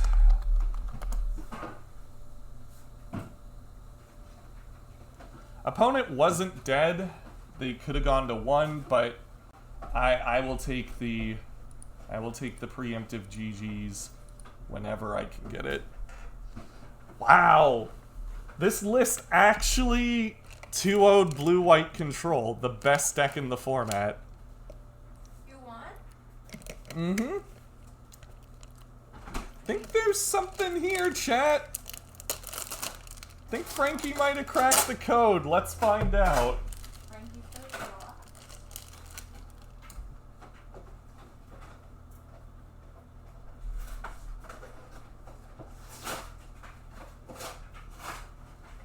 List seems pretty solid. Even if we lose the last 2 games, I think there's stuff here worth exploring.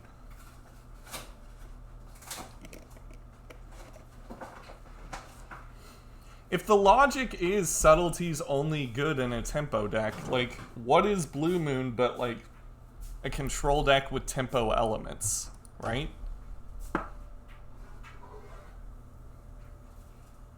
That seemed pretty good. I don't hate the 4 Steam Vents either. I'm not hating it.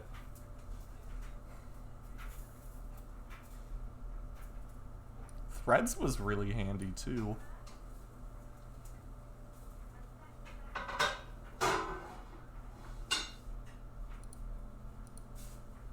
I gotta get a tissue, guys. I'll be right back.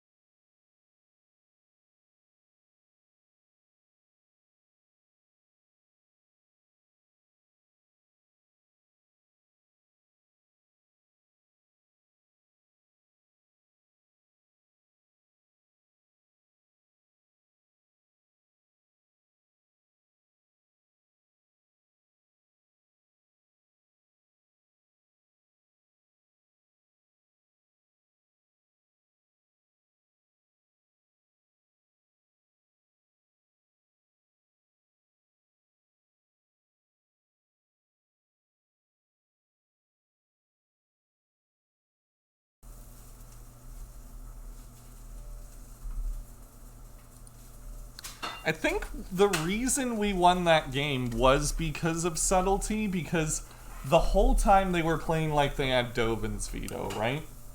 Like, the play patterns were really suggesting that they had Dovin's Veto. And Subtlety just got around it. And because they only had 1 planes, once we got the Blood Moon down, the Veto just didn't matter.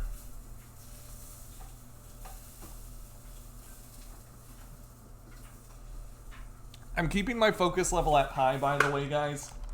Regardless of our matchup. Did you drop the food? I dropped one of the sausages. Are you okay? It didn't burn you? No. Okay. As long as it didn't burn you. I'm going to keep my focus level at high, though, because I do think that we have the potential to 5-0 with this deck. I will keep this. 4 lands might seem like a lot, but we got a decent amount of interaction. And we got Archmage's Charm to draw some good stuff. It's okay, hero. That's just Windows, you know? Windows really do be like that.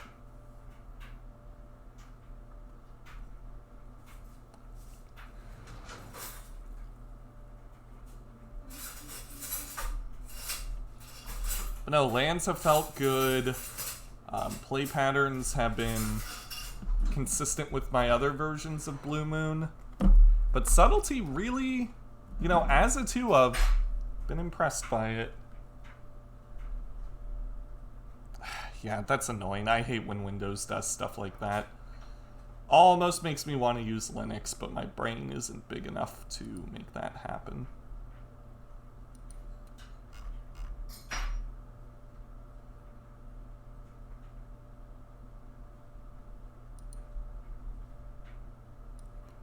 Okay, we're running hot with the donation deck. I really hope that we're gonna be able to do well.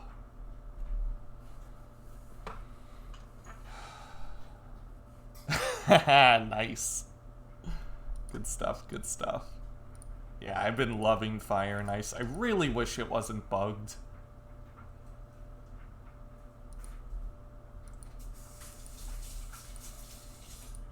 Subtlety. Okay.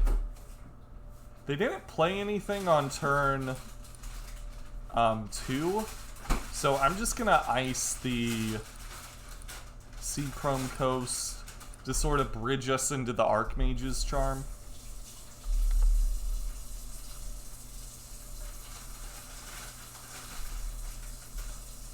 Esper Sentinel, that figures. That figures. Okay.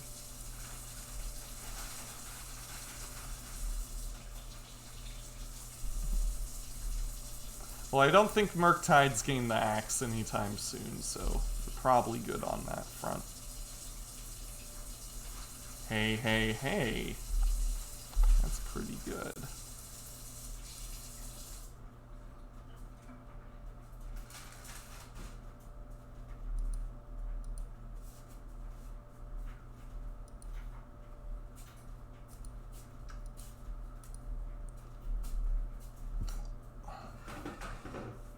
Genius Smith.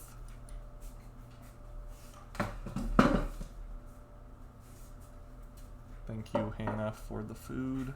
You're welcome.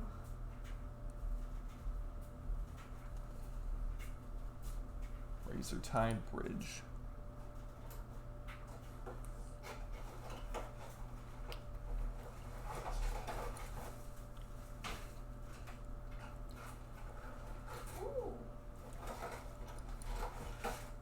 So, they're running lots of non-creature spells, right?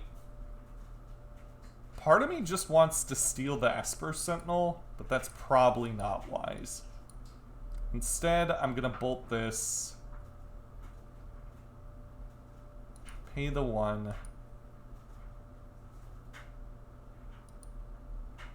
Thought Scour myself, hold up Subtlety and Archmage's Charm. We milled over another Lightning Bolt, which is kind of sad. Okay, they look at the top card of the library, and they know it's Thought Scour.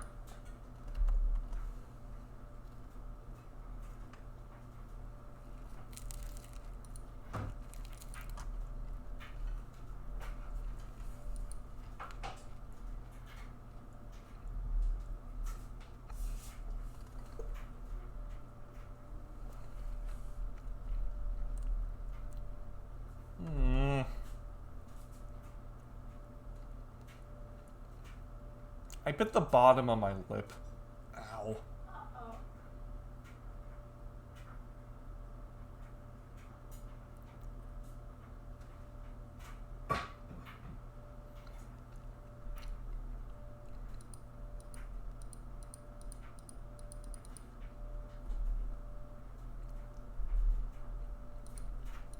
I'm gonna memory lapse this smith here.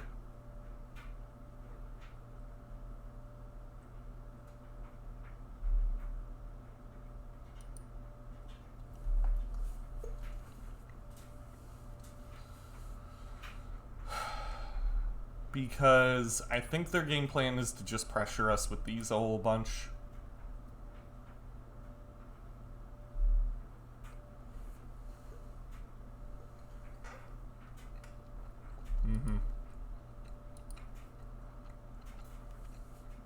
So they put it on top of their library, but now they're going to shuffle it away.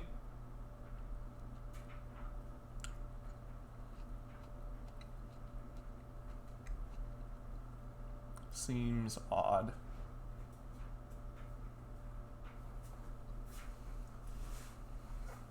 Nettle cysts.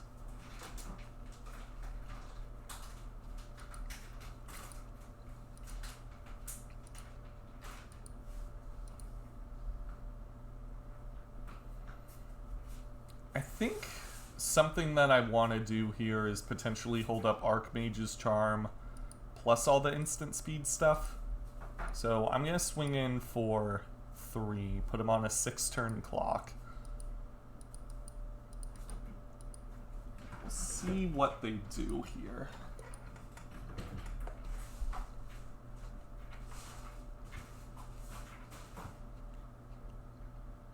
Urza's Saga.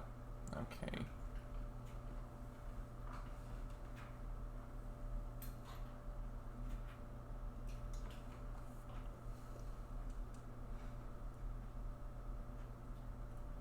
Another Stoneforge Mystic.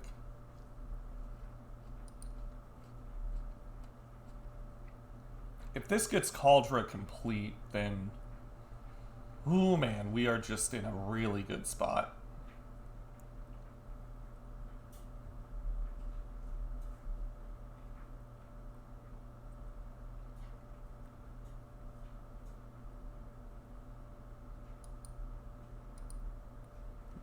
Just attacking? I mean, okay. Sure, like...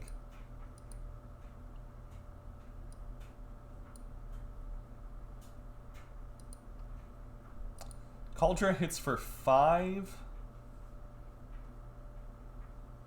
So 7, 8, 9, we'd go to 4, assuming we don't interact.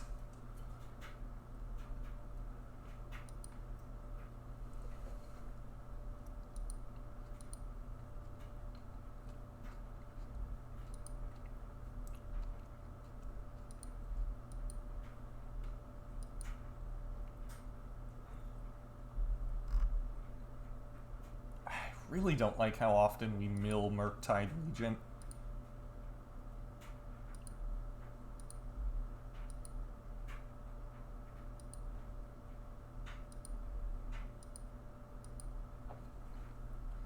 Yeah, I know I can steal the Cauldron token. That's what I'm planning on doing. Planning on stealing the Cauldron token and then just beating down that way. Nettle Cyst, yep.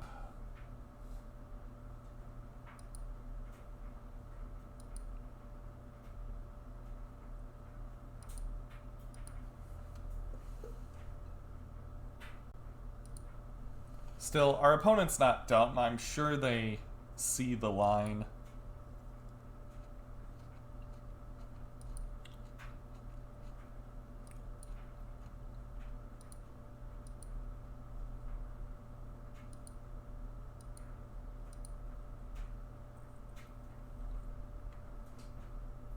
I will pay 1 to prevent that.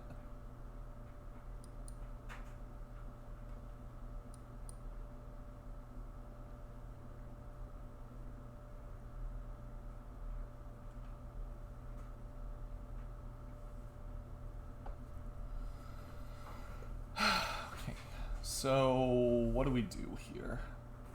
We could Brazen Borrower the Ingenious Smith. I kind of like that.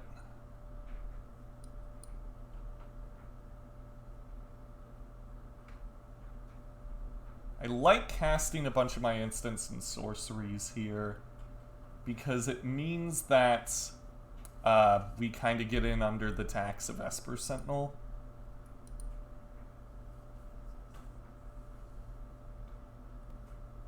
And we can still Snapcaster Mage Lightning Bolt something next turn, right?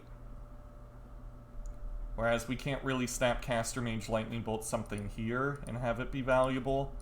And they're probably not going to replay the Smith because, you know, they want to make a token here.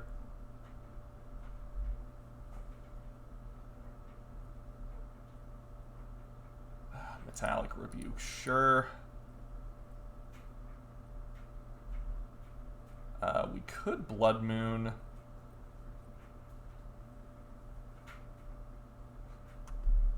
But does that get us anywhere? We take 6, go to 5.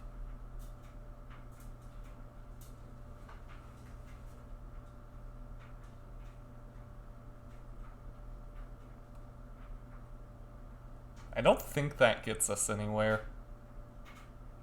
They still make a token. I'm gonna put that in the yard. Consider doesn't really do much anyway.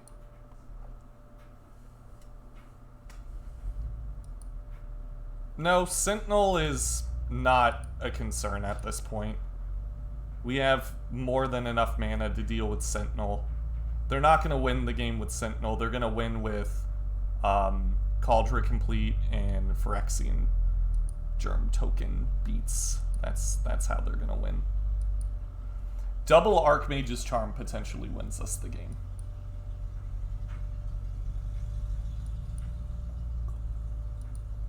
That's huge.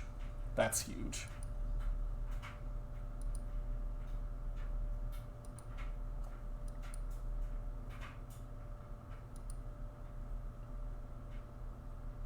Okay, they make a fella.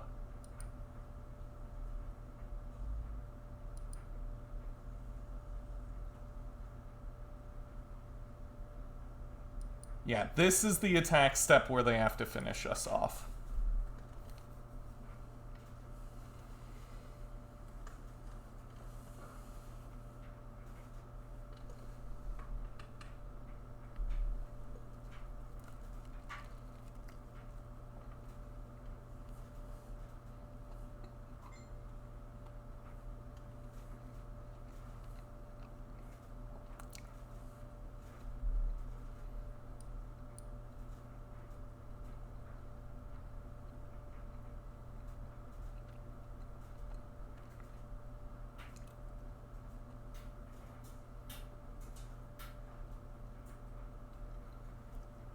Okay, we know they got Urza. Okay.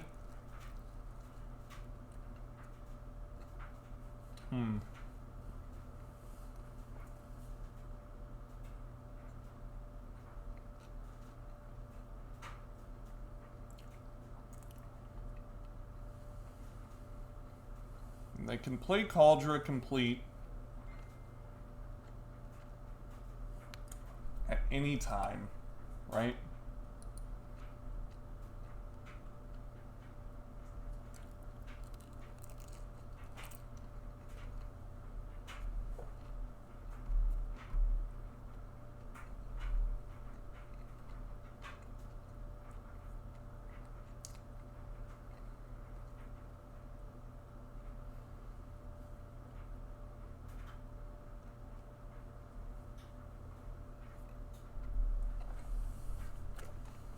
Now I don't think we're in a spot where we can win. No, wait, hang on. This is tapped and untapped artifact. So we can still technically steal the germ tokens and block with them. Because the main thing I'm thinking here is why Urza is an issue is that they can tap the creatures after we steal them. But that's not necessarily true. They can tap the artifacts, but they can't tap the creatures. So we let Urza resolve. I still think the odds of us winning from this point are basically 0. Begin combat. Steal the Germ token specifically.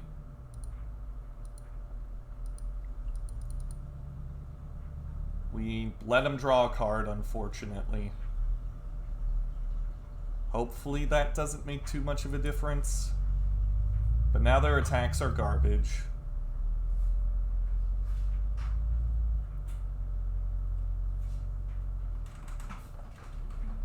They have to, like, draw Metallic Rebuke here.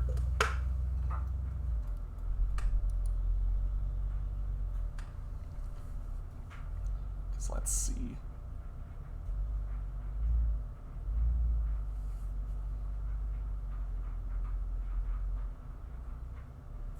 Can we Snapcaster Mage steal Construct token, I think?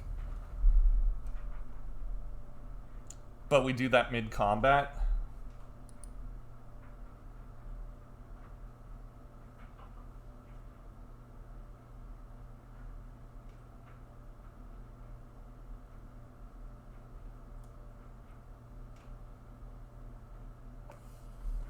That's a horrible play, honestly.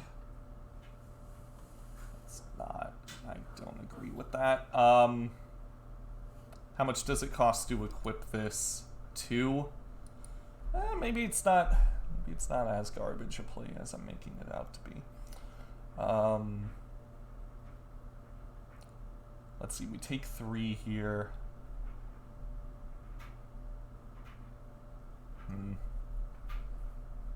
They can tap the Construct token so that we can't block with it, right?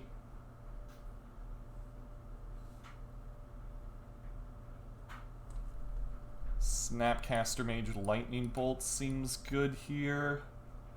Yeah, we Snapcaster Mage, we bolt them, try and consider into a bolt. They can pop Relic, but if they pop Relic, they can't re-equip. No, they can, because they have Urza. Okay, so now we just chump block with Snappy Boy. That shrinks the construct so that we can eat it with the Nettlecyst, though. Oh, no. Never mind.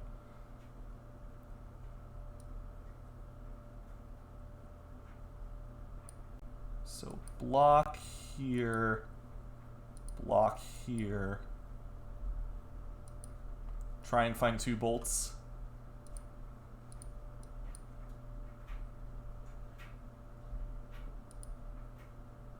Okay, there's Snapcaster Mage, so we can still draw Lightning Bolt.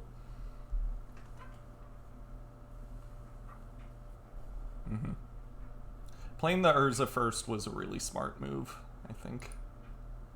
So if we draw a Bolt, we win, essentially. They re-equip Construct token here.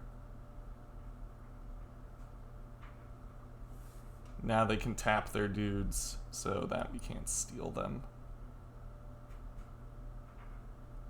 So we have to Snapcaster Mage, draw Lightning Bolts. Maybe Archmage's Charm, draw 2, try and find some bolts.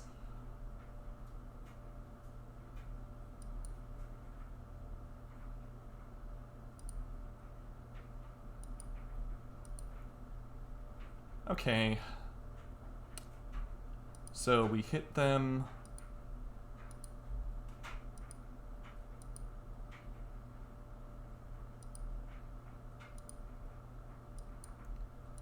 Draw 2. If one of them is a bolt, we win. But it has to be in the top 2 cards. No bolts. Rats. We can draw 2, discard 2, make a treasure, and if the top 2 cards are Lightning Bolt, we win. Let's see. Nope.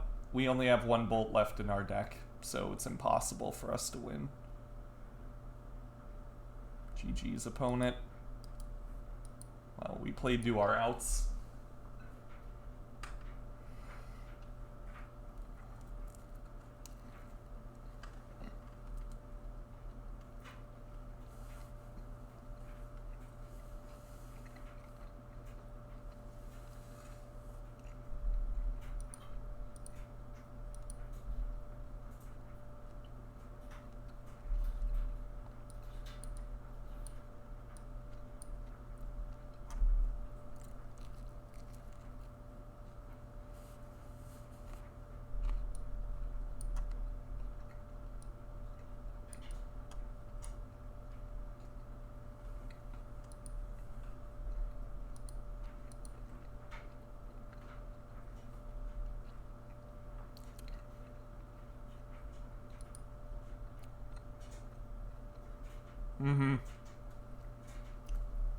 You gotta make a million micro decisions, and if you mess up once, that's it.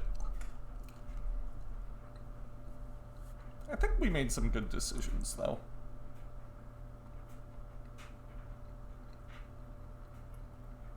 The one choice I regret is not throwing the Brazen Borrower out there quicker. I think if we did that, that would have been huge.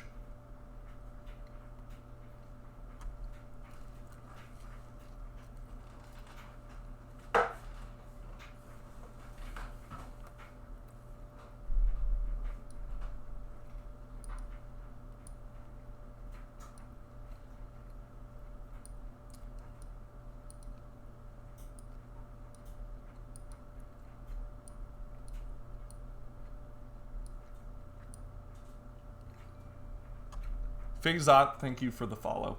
And I'm sorry for the lack of commentary, I just have to eat my food.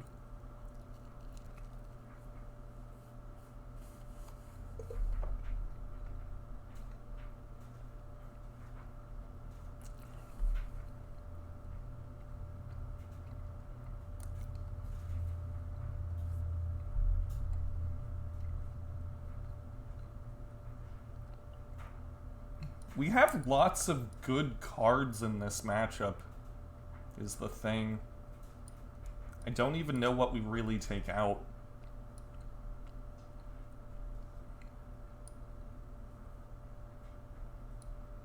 I guess if we're bringing in Abrades, Fire and Ice is kind of medium. Can take out one more Murktide Regent, try that. Just try and be the control deck. And I'm going to turn on the AC because I'm starting to get kind of hot. The Dirk side, thank you for the follow.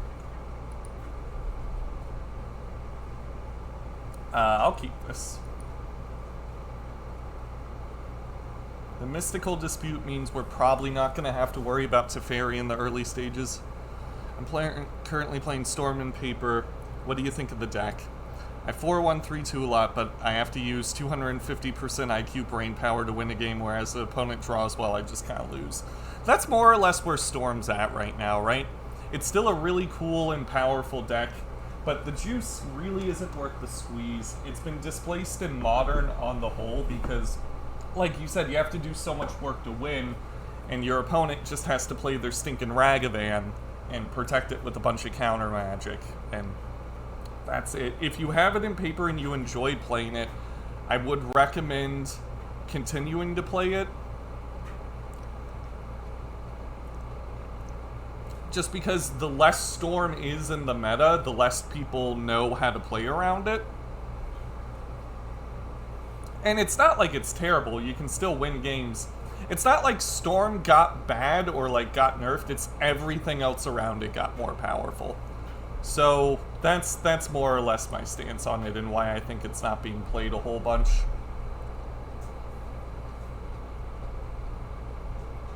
I'm sure you've come to realize similar things. And sucks, I love Storm. I used to play it all the time.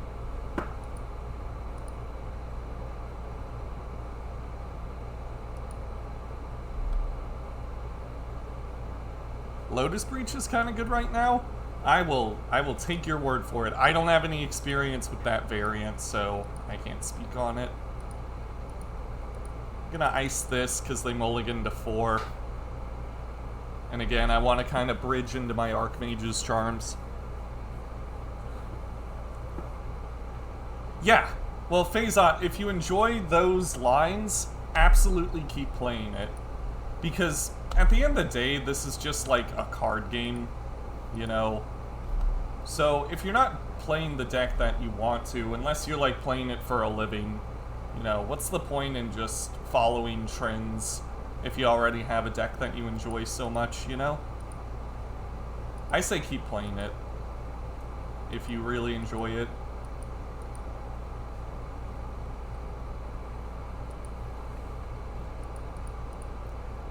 I'm gonna draw 2 here, I think, because we already have another Archmage's Charm. One way we get punished here is if we draw 2 lands. That would be really bad. Okay, we didn't. We drew 2 amazing cards in the matchup. And now I'm going to Blood Moon them with Mystical Dispute backup. It's just the correct line, I feel. No problem, Phazot. Anytime. Anytime.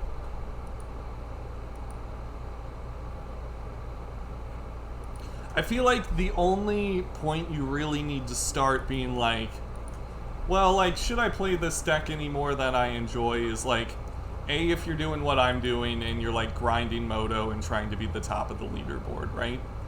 Or B, you're a professional Magic player. Otherwise, if you're just playing in paper, you're playing FNMs, even if you're going to like PTQs, right? And you just want to play like a competitive deck that you enjoy, have some fun, just play the shit you want. Don't shell out like $400 for Ragavan if you're not even sure if you're gonna like the Ragavan deck. Just, life's too short not to do that shit, you know? The only exception is like if it's your career, right? Which for most people it's not.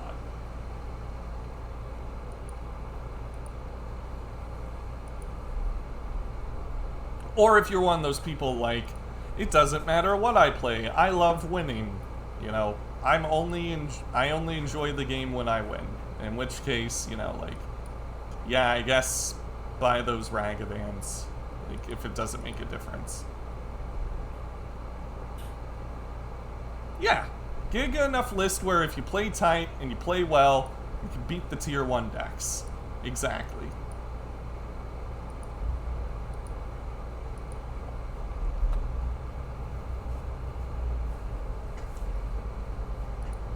Like, I guarantee if you took, like, the average person that's like, I play to win, I enjoy winning, and they just, like, buy Jun Sagavan or whatever, and it's, like, their first couple of times playing the deck, and they get paired against, like, Nikachu at a PTQ playing, like, Merfolk or something, Nikachu's probably gonna win. Probably. I'm gonna draw 2 here. We got enough counter magic, and this is kind of rotting in our hand. If they got the, what's it called? The rebuke, then they can rebuke.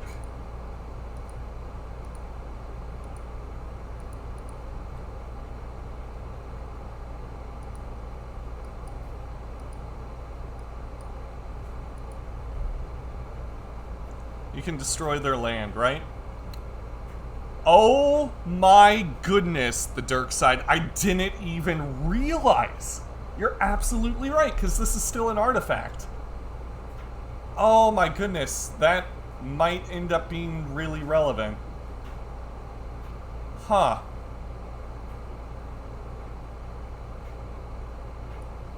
Yeah. I can destroy their land. I didn't even think of that.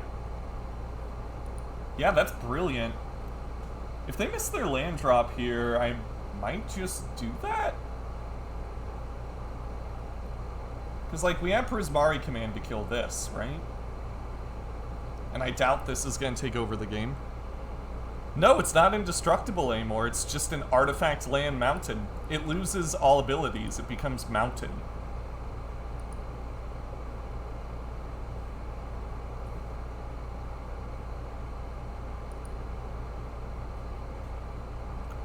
That's dirty. I love that. That's so smart. Okay. Yeah, I think we're doing that. And I'm gonna do it with Abrade.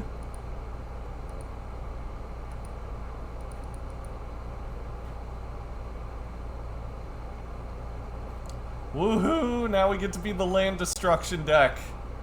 Hell yeah. Aw, you love to see it. You love to see it. I will not put that in my graveyard. I will not.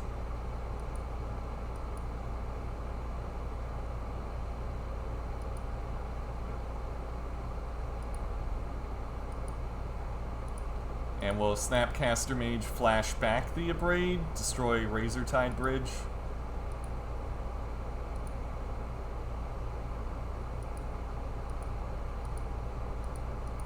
This gets us an extra point of damage, which may or may not be relevant.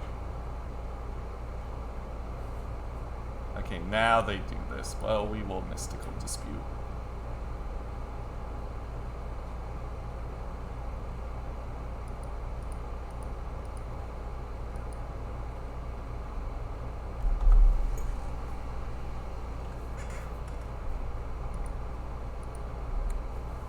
And will Subtlety the Teferi that they play here? Not gonna Subtlety that. You can have your Ingenious Smith. Blue Ponza, exactly.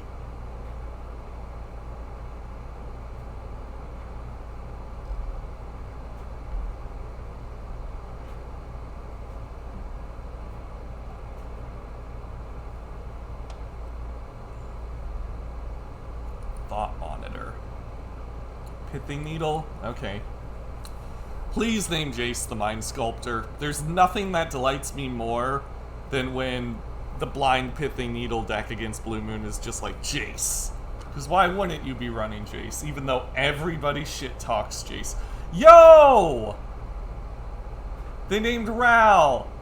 Hell yeah. Good choice. Good choice, opponent. Opponent is a certified Chad.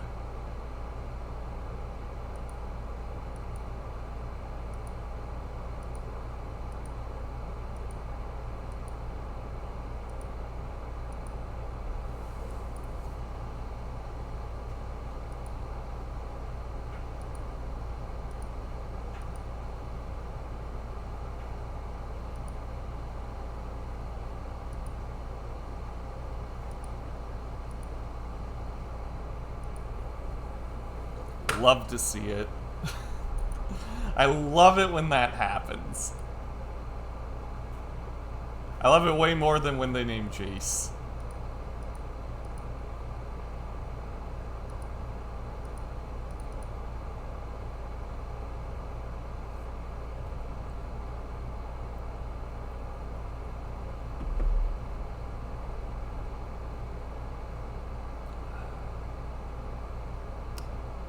It doesn't matter, right?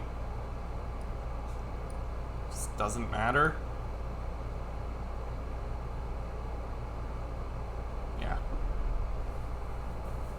There's no reason in us playing that out. Okay, our opponent had to mulligan to 4 for us to, you know, do well there, though. So, I don't know how great this is going to work out for us in the long run.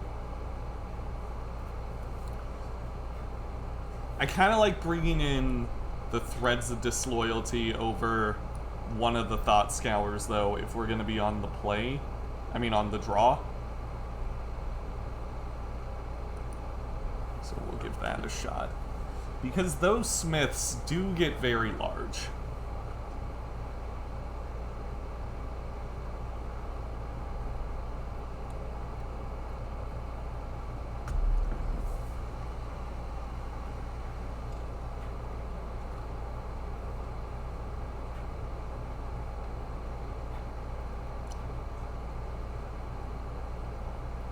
Man, these grapes are so sweet, Hannah. I know.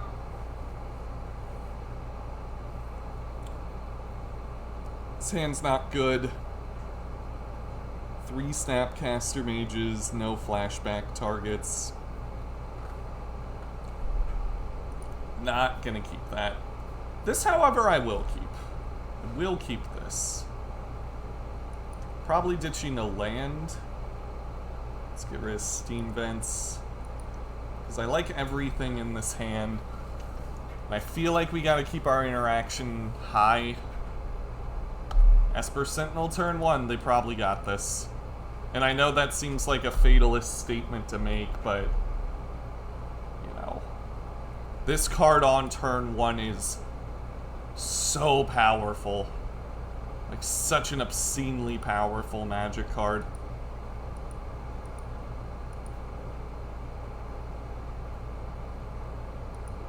What? No attacks? What on earth could we possibly flash in? I don't understand. Is it... oh, I do understand. This is an artifact, so they want to... right.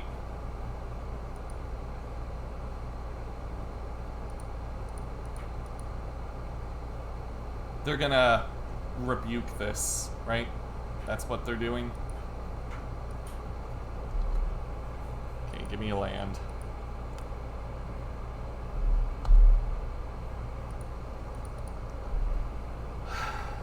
Yep, okay.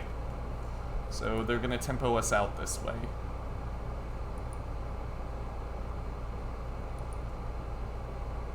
Oh yeah! Just because I've beaten it doesn't mean it's not powerful, right?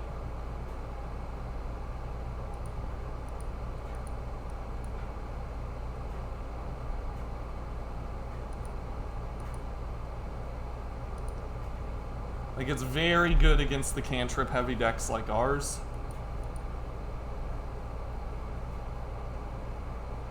Okay, they put Bobble in their hand. This is now a 2/2.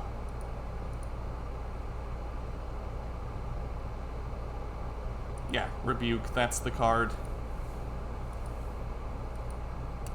I think I'm doing this to try and draw a land.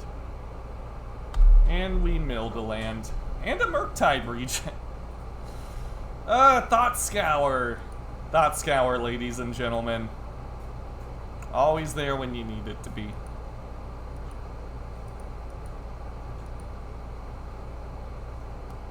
So they have another Rebuke. Otherwise, there's no reason for them to tap the Thought Monitor. Okay, well, no thank you.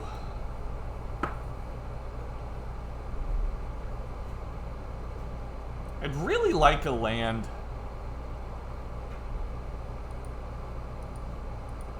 That'd be really cool.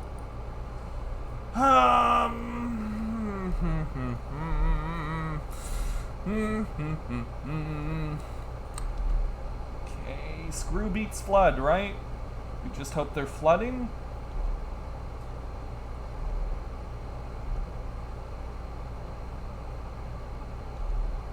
Their hand is Rebuke and 2 unknowns. Or maybe they didn't crack it for Thought Monitor. In which case they could play another Thought Monitor here and we could convert the Counterspell. If we resolve a Blood Moon, I'm pretty sure we win.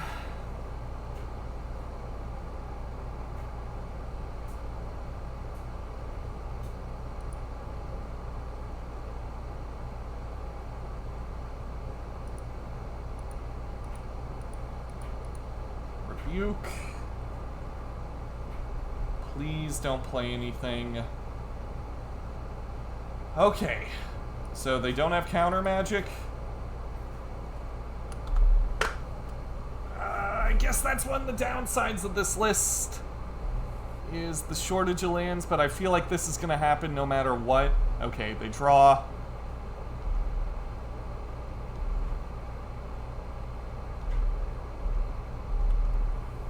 think I counter anything they play here. Yeah, including that.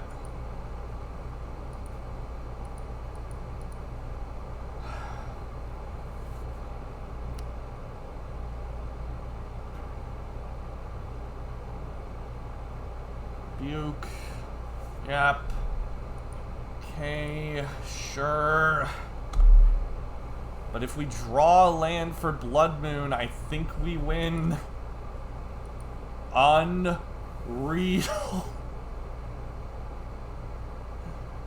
That is so tilting.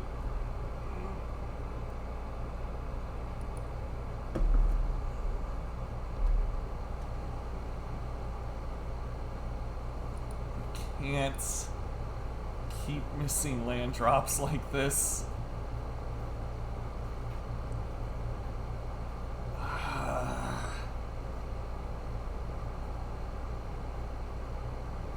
Sure, I mean, what does it matter?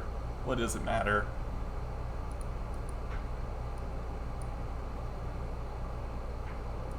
Draw cards. I will not put Subtlety in my graveyard.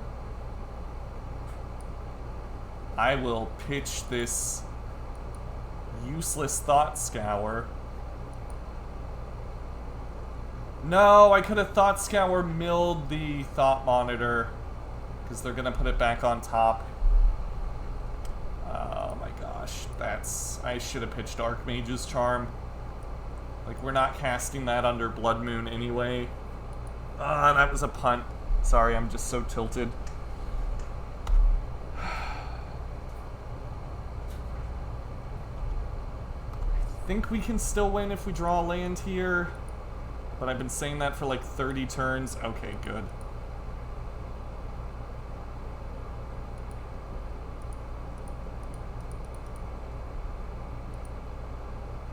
Maybe they'll draw, like, white cards. That'll be dead.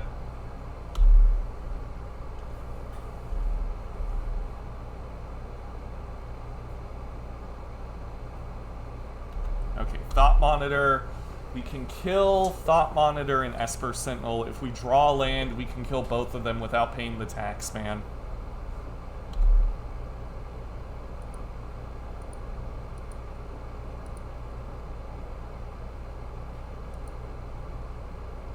Two damage, destroy target artifact.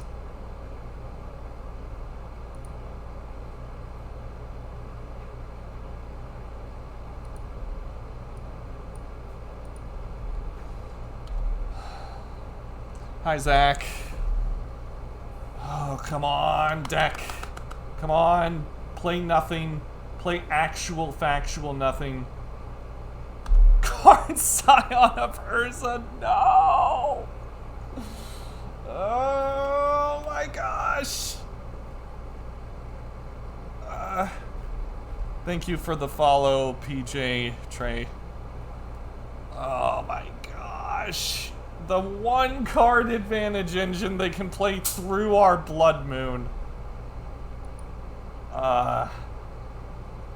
They can have Urza's Saga. How about that? Chosen card will be put into their hand. Okay. There you go. How does that sound?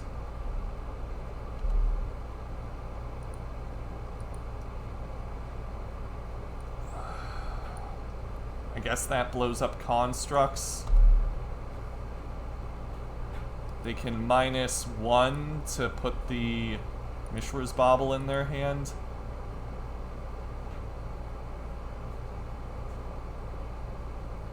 I think they got another Metallic Rebuke, chat.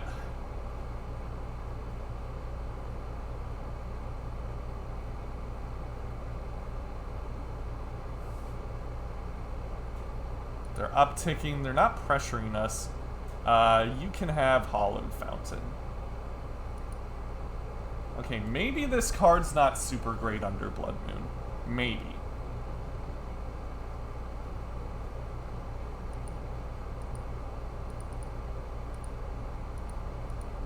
Please don't have the third Metallic Rebuke.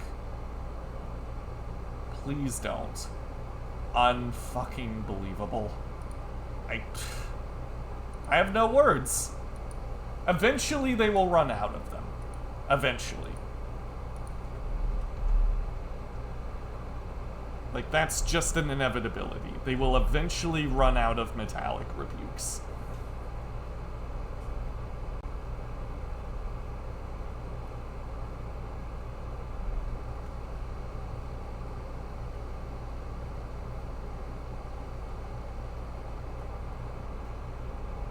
Okay, they make a construct.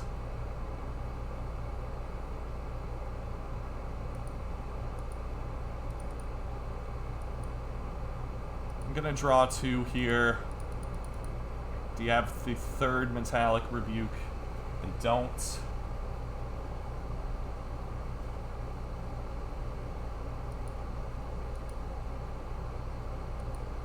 Gonna Bolt Karn.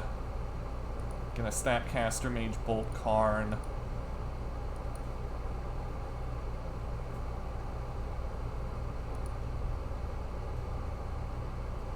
I could Prismari Command, deal 2 damage, destroy the construct token. I like that. Like doing that.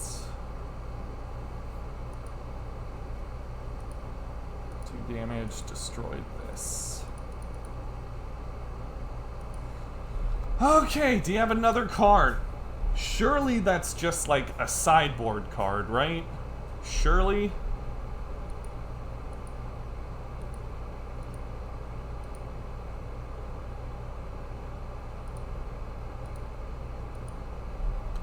Okay, the long and winding road. The long and winding road. Brr, brr.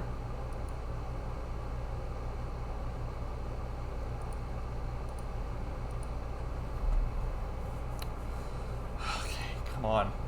We can 5-0 with this deck.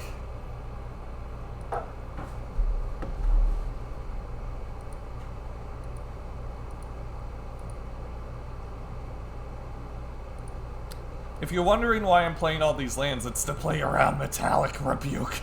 That's not the real reason, but... opponent's kind enough to play out their lands.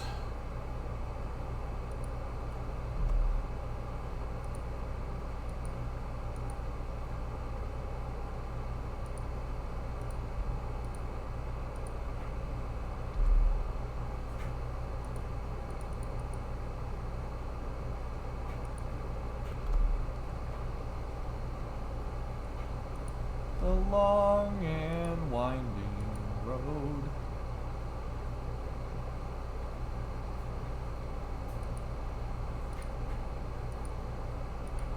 Okay. One more bolt, and we win.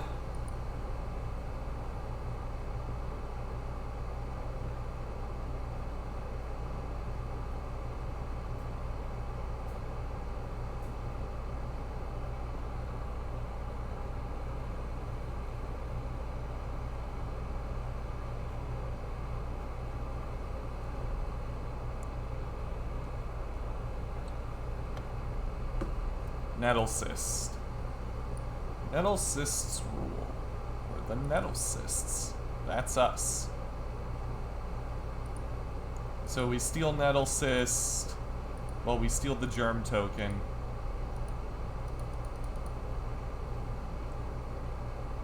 And then we kill him.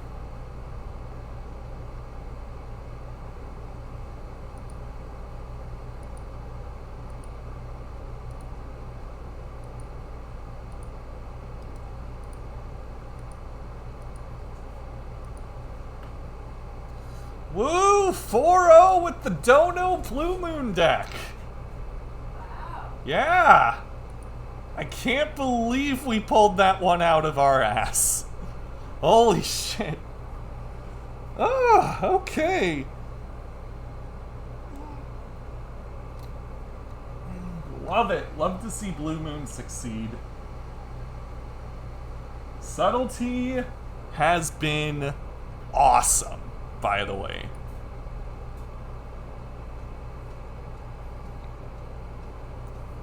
Frankie, thank you for the good list.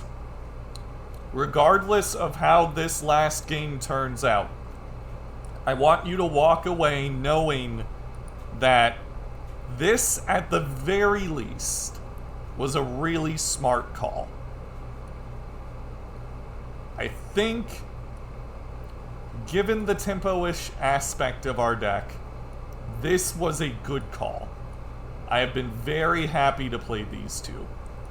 Second highlight is, I really think the Abrade Prismari split is good. Surgical might be more of a meta call. We have not brought in Surgical at all, but we haven't run into a lot of graveyard decks, so.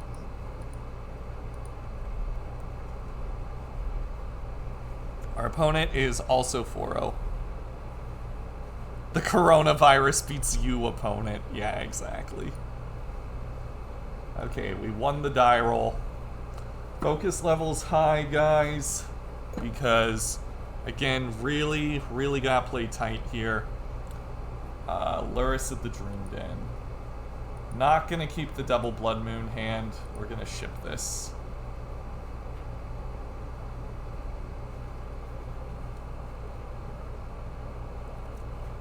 Gonna bottom island here.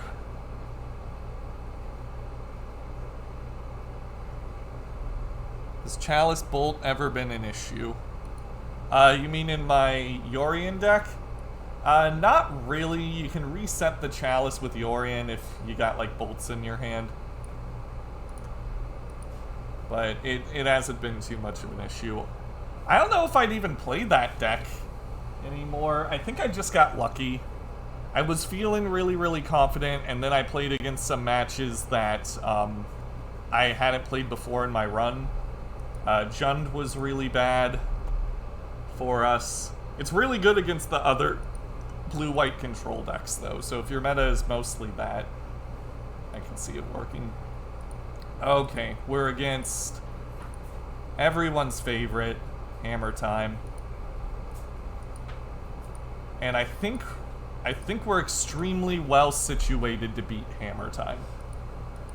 And they have Mulligan to 5, so we gotta play tight, but I think we can do it. And it starts with playing Blood Moon on turn 3. Starts with a blue meanie attack.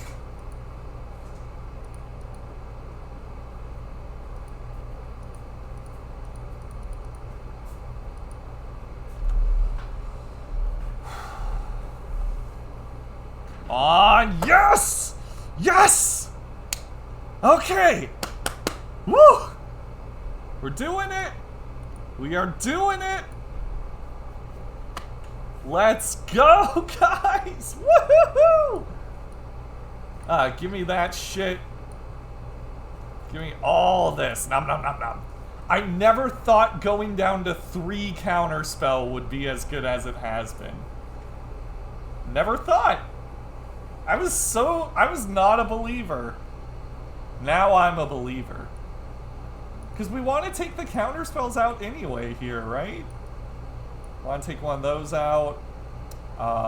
Probably keeping Force of Negation. Take out one Thought Scour.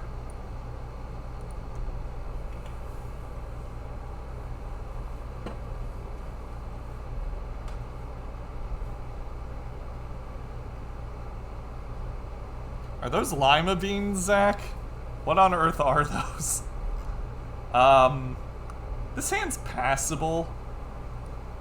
I think Abrade and Fire are good. Not a fan of the 2 Snapcasters.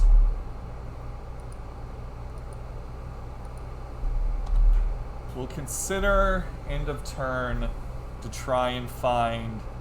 Oh my gosh, okay.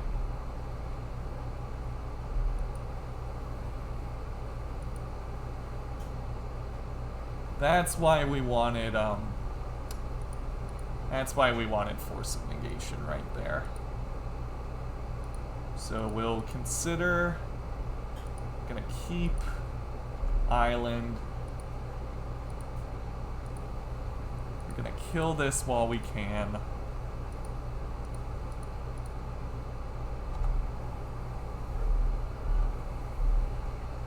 hopefully we can lead to some pretty big blowout situations with the Abrade.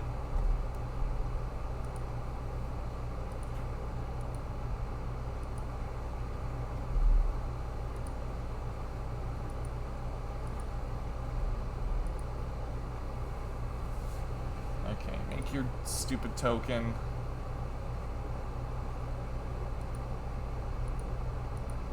Kill this.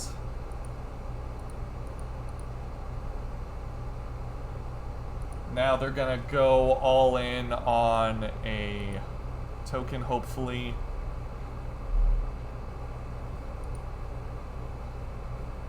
Make your dude.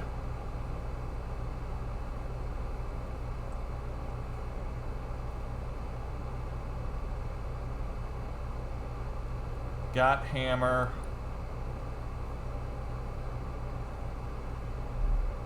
Ornithopter. Now they can diversify their threats. Okay.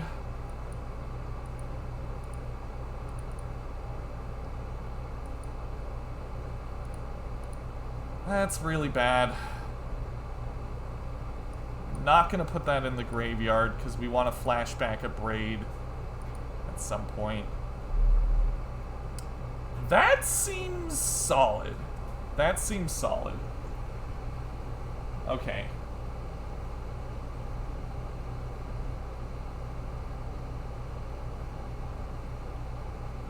So we shock, we go down to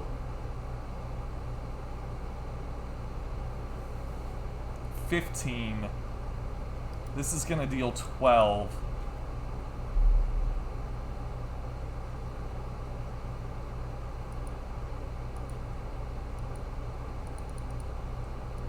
Get the clock rolling here.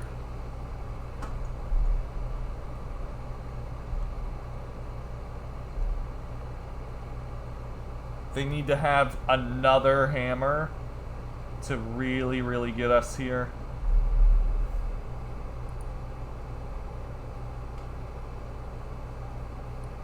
Yeah, they diversified the spread.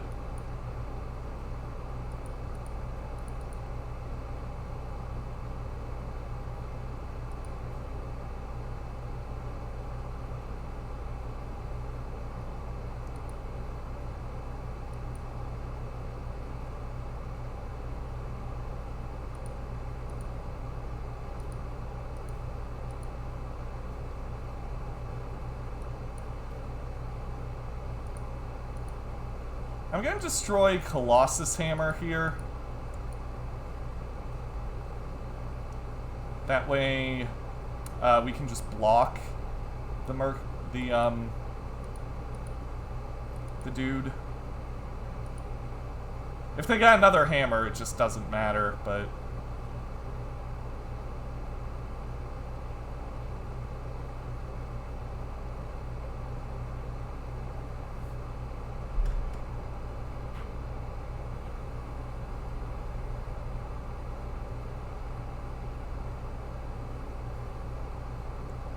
Got another dude. Cranial plating. So we're dead? Are we dead? 1, 2, 3, 4. No, we're not dead.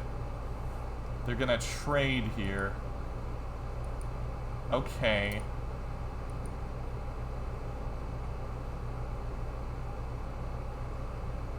They're gonna reattach to Ornithopter.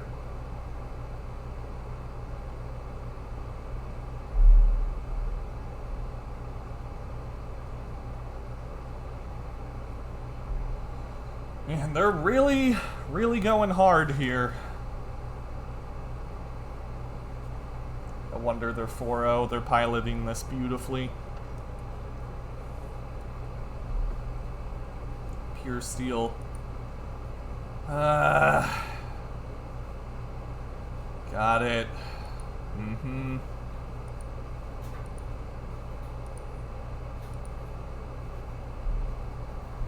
That's not good enough at this point in the game. We can... And they can re-equip at instant speed, right? So we're just dead no matter how you slice it. The turn 1 Sigarda's Aid is so oppressive. Like, the shit we had to do because of turn 1 Sigarda's Aid is just obnoxious. So much so that I think I'm bringing in the Spell Pierce. Like, actually just bringing in the Spell Pierce for this. Take out 1 Murktide.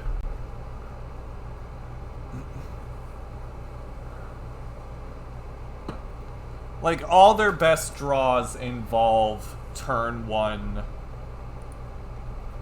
fucking Sigarda's Aid, so if we can stop that, we have a chance.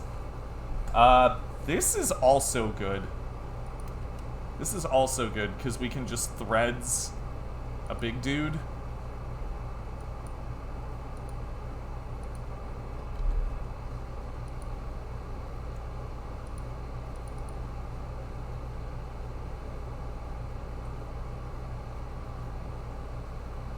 I wish Murktide was a Spell Pierce here, but what can you do? Shadow Sphere. That's it? That's your super impressive turn 1 play? Christian Narn, thank you for the follow. I'm not going to pay attention to chat for a little bit. I do appreciate you guys, but I think it's best for me to focus here. Memnite. I'm just gonna Bolt Smith.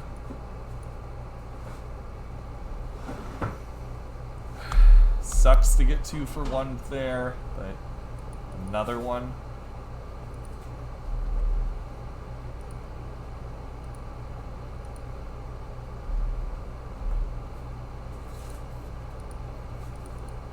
We can 2 for 1 them back here by killing a Memnite and tagging Shadow Spear.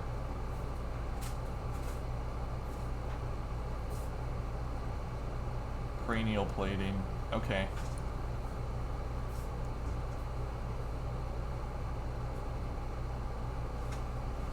So 2 damage here, destroy.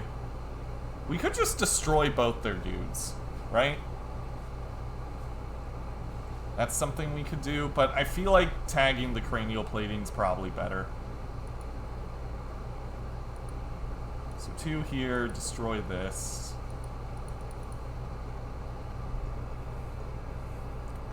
I usually cut Subtlety against this deck. Maybe I should have done that.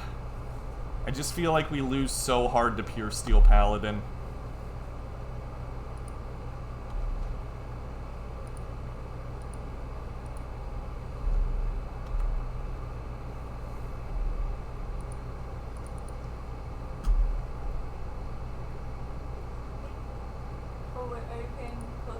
Yes, I'm playing. I can't talk right now, Hannah. I'm sorry. I apologize.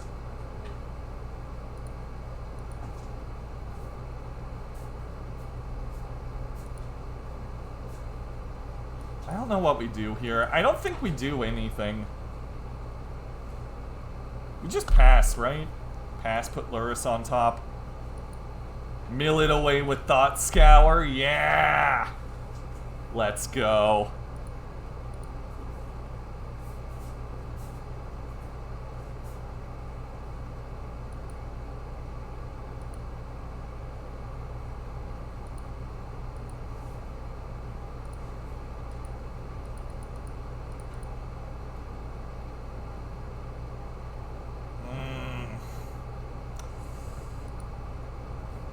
What's the scariest thing they get back with Lurrus? Cranial Plating?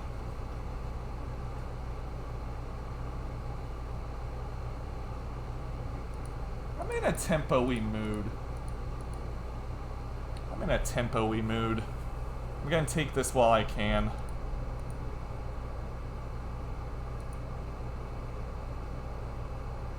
We put it on the bottom. They got Lurrus and 2 unknowns.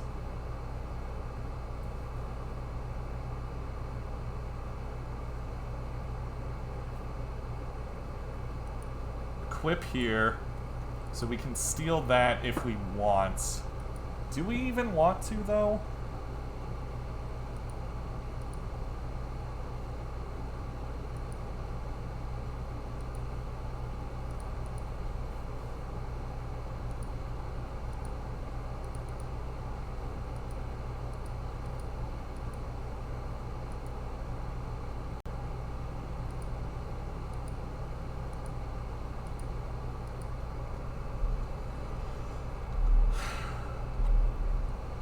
Okay. We can put him to 8. We got Abrade, we got Threads. Threads being a sorcery is a bit scary. But we can, like, Threads the Ornithopter to clear a blocker out of the way. Okay, there's Luris. So they get back Plating.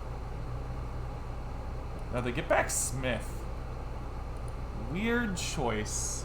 Weird choice.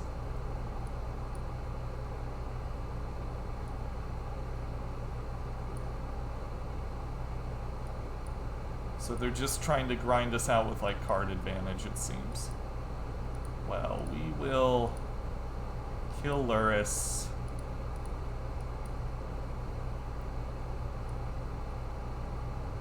What they put in their hand with Ingenious Smith. Esper Sentinel, we're not afraid of that.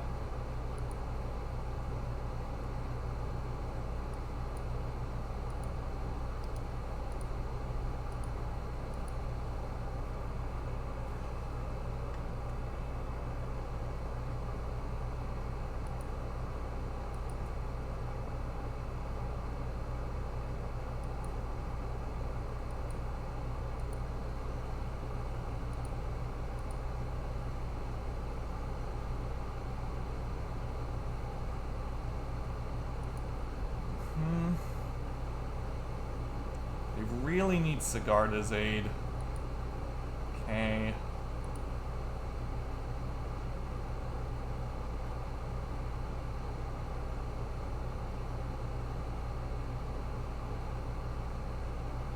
Draw land.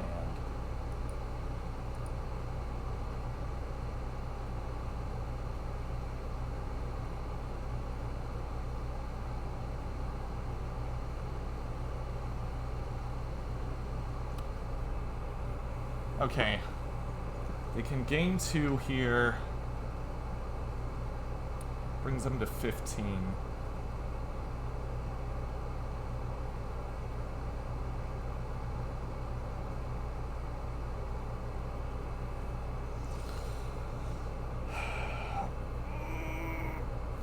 We got 9 power on board. Chipping away at them. I think I'm gonna bolt the Memnite here. Yes, I will pay 1 to prevent this. Because their Pure Steel Paladin that they could draw just gets substantially worse the deeper into the game we go.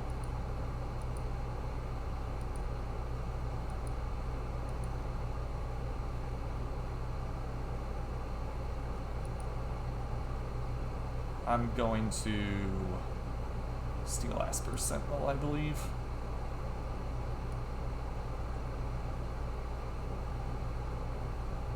Yeah, I think stealing Esper Sentinel is the play. This taxes their spells. Yes, I will pay 1 to prevent this.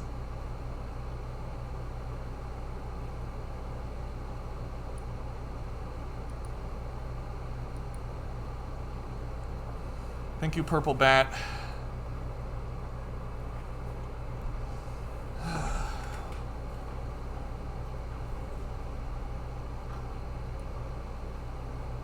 Trying to think of how do we lose here?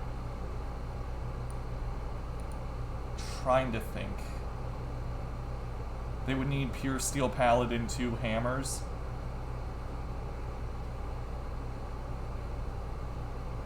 Yeah, they would need Pure Steel Paladin, 2 hammers. We can always chump block with the Esper Sentinel. They go to 4 here.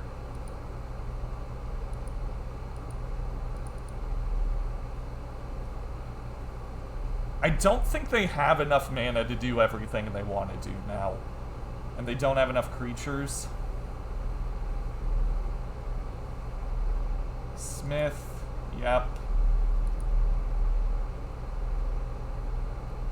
Do you have enough mana, though? They get another Ornithopter. Unreal. Unfucking real. Okay. So this might be how they win. They just get a million Ornithopters and chump block forever.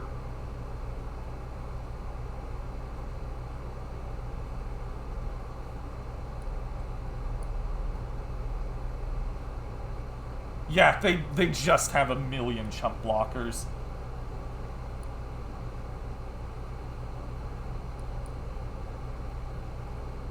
We would need engineered explosives on 0.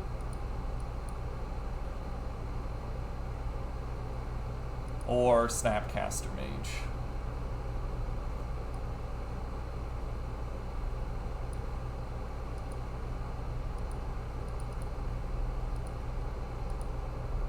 Yeah, this is how they win. Thought Scour ourselves. Second Murktide Regent's huge, though. This can chump block them. So we'll get rid of Fire and Ice, because that can't be flashed back anyway. Get rid of Archmage's Charm.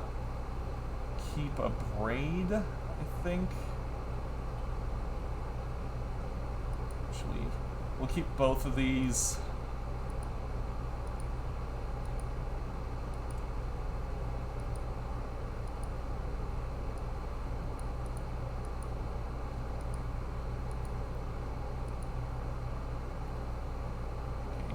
Chump block there. Chump block there.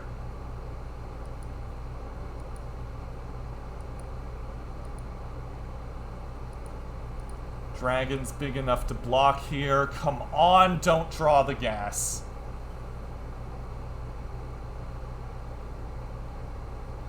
They need to go Sigarda's Aid into Hammer here. They need to have exactly that. Pure Steel, okay. Do you also have an equipment?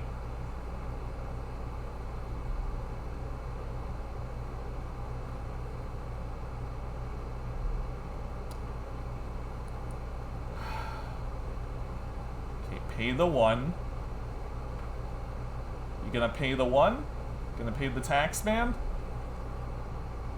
Because you can't do lethal here. You just can't. It's not possible. You would need to attack with the Inkmoth Nexus.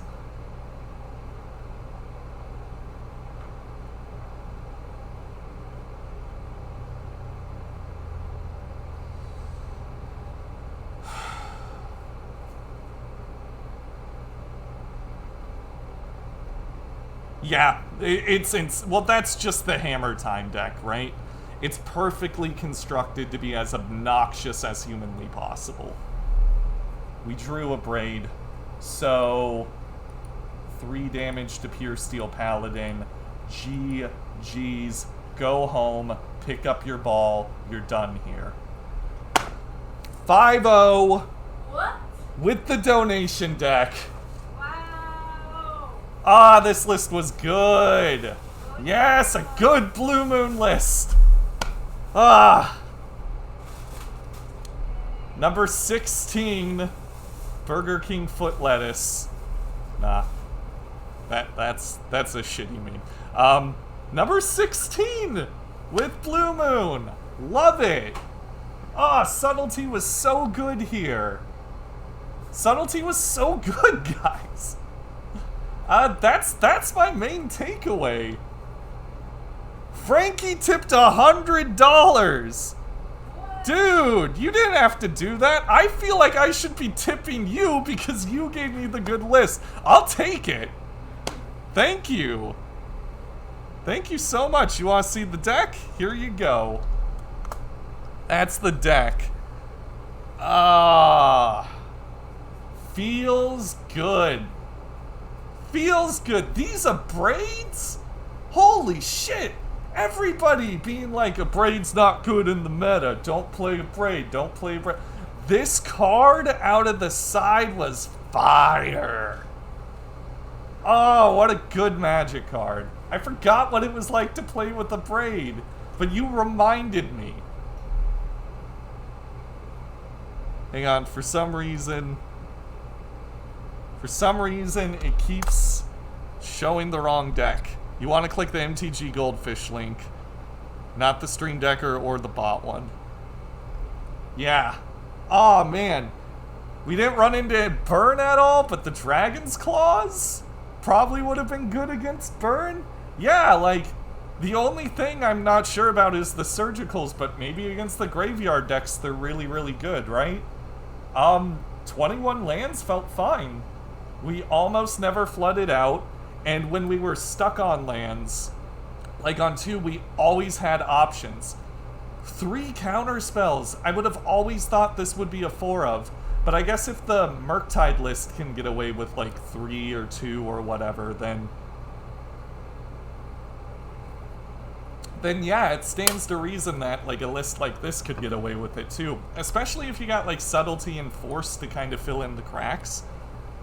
Thank you, Bajin. I appreciate that.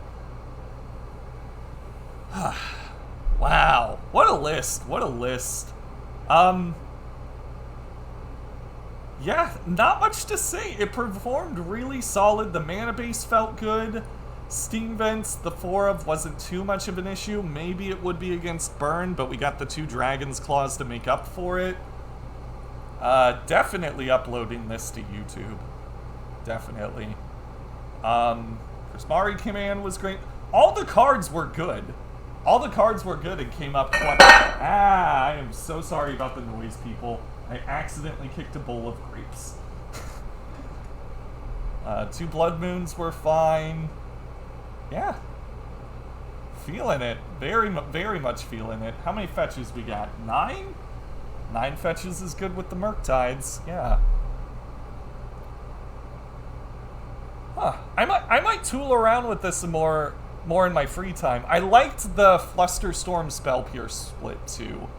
I think part of the reason why I haven't been having as much success with Blue Moon is I haven't been confident in my deck building, so I've been falling in line with the conventional wisdom of the top tier Magic players, right? The thing I'm starting to realize now is those people aren't building Blue Moon decks. They're building like blue-white control, they're building the tempo deck. So building your deck a little bit differently to line in with the idiosyncrasies of Blue Moon as opposed to like the top tier decks is just really smart. This is going to be in the 5-0 dump. It's a really, really sweet list. Thank you, Frankie, for sending it our way. Be happy to play it more in the future. That being said, the one weakness of this deck, and this isn't really a weakness of the deck, it's more a weakness of the archetype, is we had to play so tight to get that 5-0, right? We had to play really, really tight. With the exception of Blood Moon, there aren't a lot of I just win the game cards here. But I prefer playing decks like these anyway. They're just kind of difficult. You know, compared to blue-white, where it's like, I play my Teferi, then I protect my Teferi, then I win. Like, that's essentially the play pattern, right? With this, you can't allow yourself to mess up. And because of that, I kind of like the Subtlety and the 1 Force, because they're like your safety nets in case you have to put yourself in a risky position to win the game. Like Subtlety and Force, they kind of got your back if you have to tap out. Yeah, I think it's the perfect mix of fun and power. But I think you have to play it really well in order to do well with it consistently. And that's not everybody's cup of tea. If you like the free wins that cards like Supreme Verdict get you, then maybe stay away from this. I think Alan Vick, thank you for the follow. Appreciate that. Welcome, welcome. I think I'm gonna take like a 5-minute break and figure out what I want to do with the rest of the stream. We might do another league. If we do another league, I'm tempted to just play this again. Maybe I play the monkey deck just to mix things up for a little bit. Because I do think this list is really good. Like, if I were to play a Blue Moon list, and I know I say this like a bunch of the time, but I feel way more confident in this list than any of the stuff that I've built. Like, I really do. So I'll probably just like stick with this a bit more in my free time.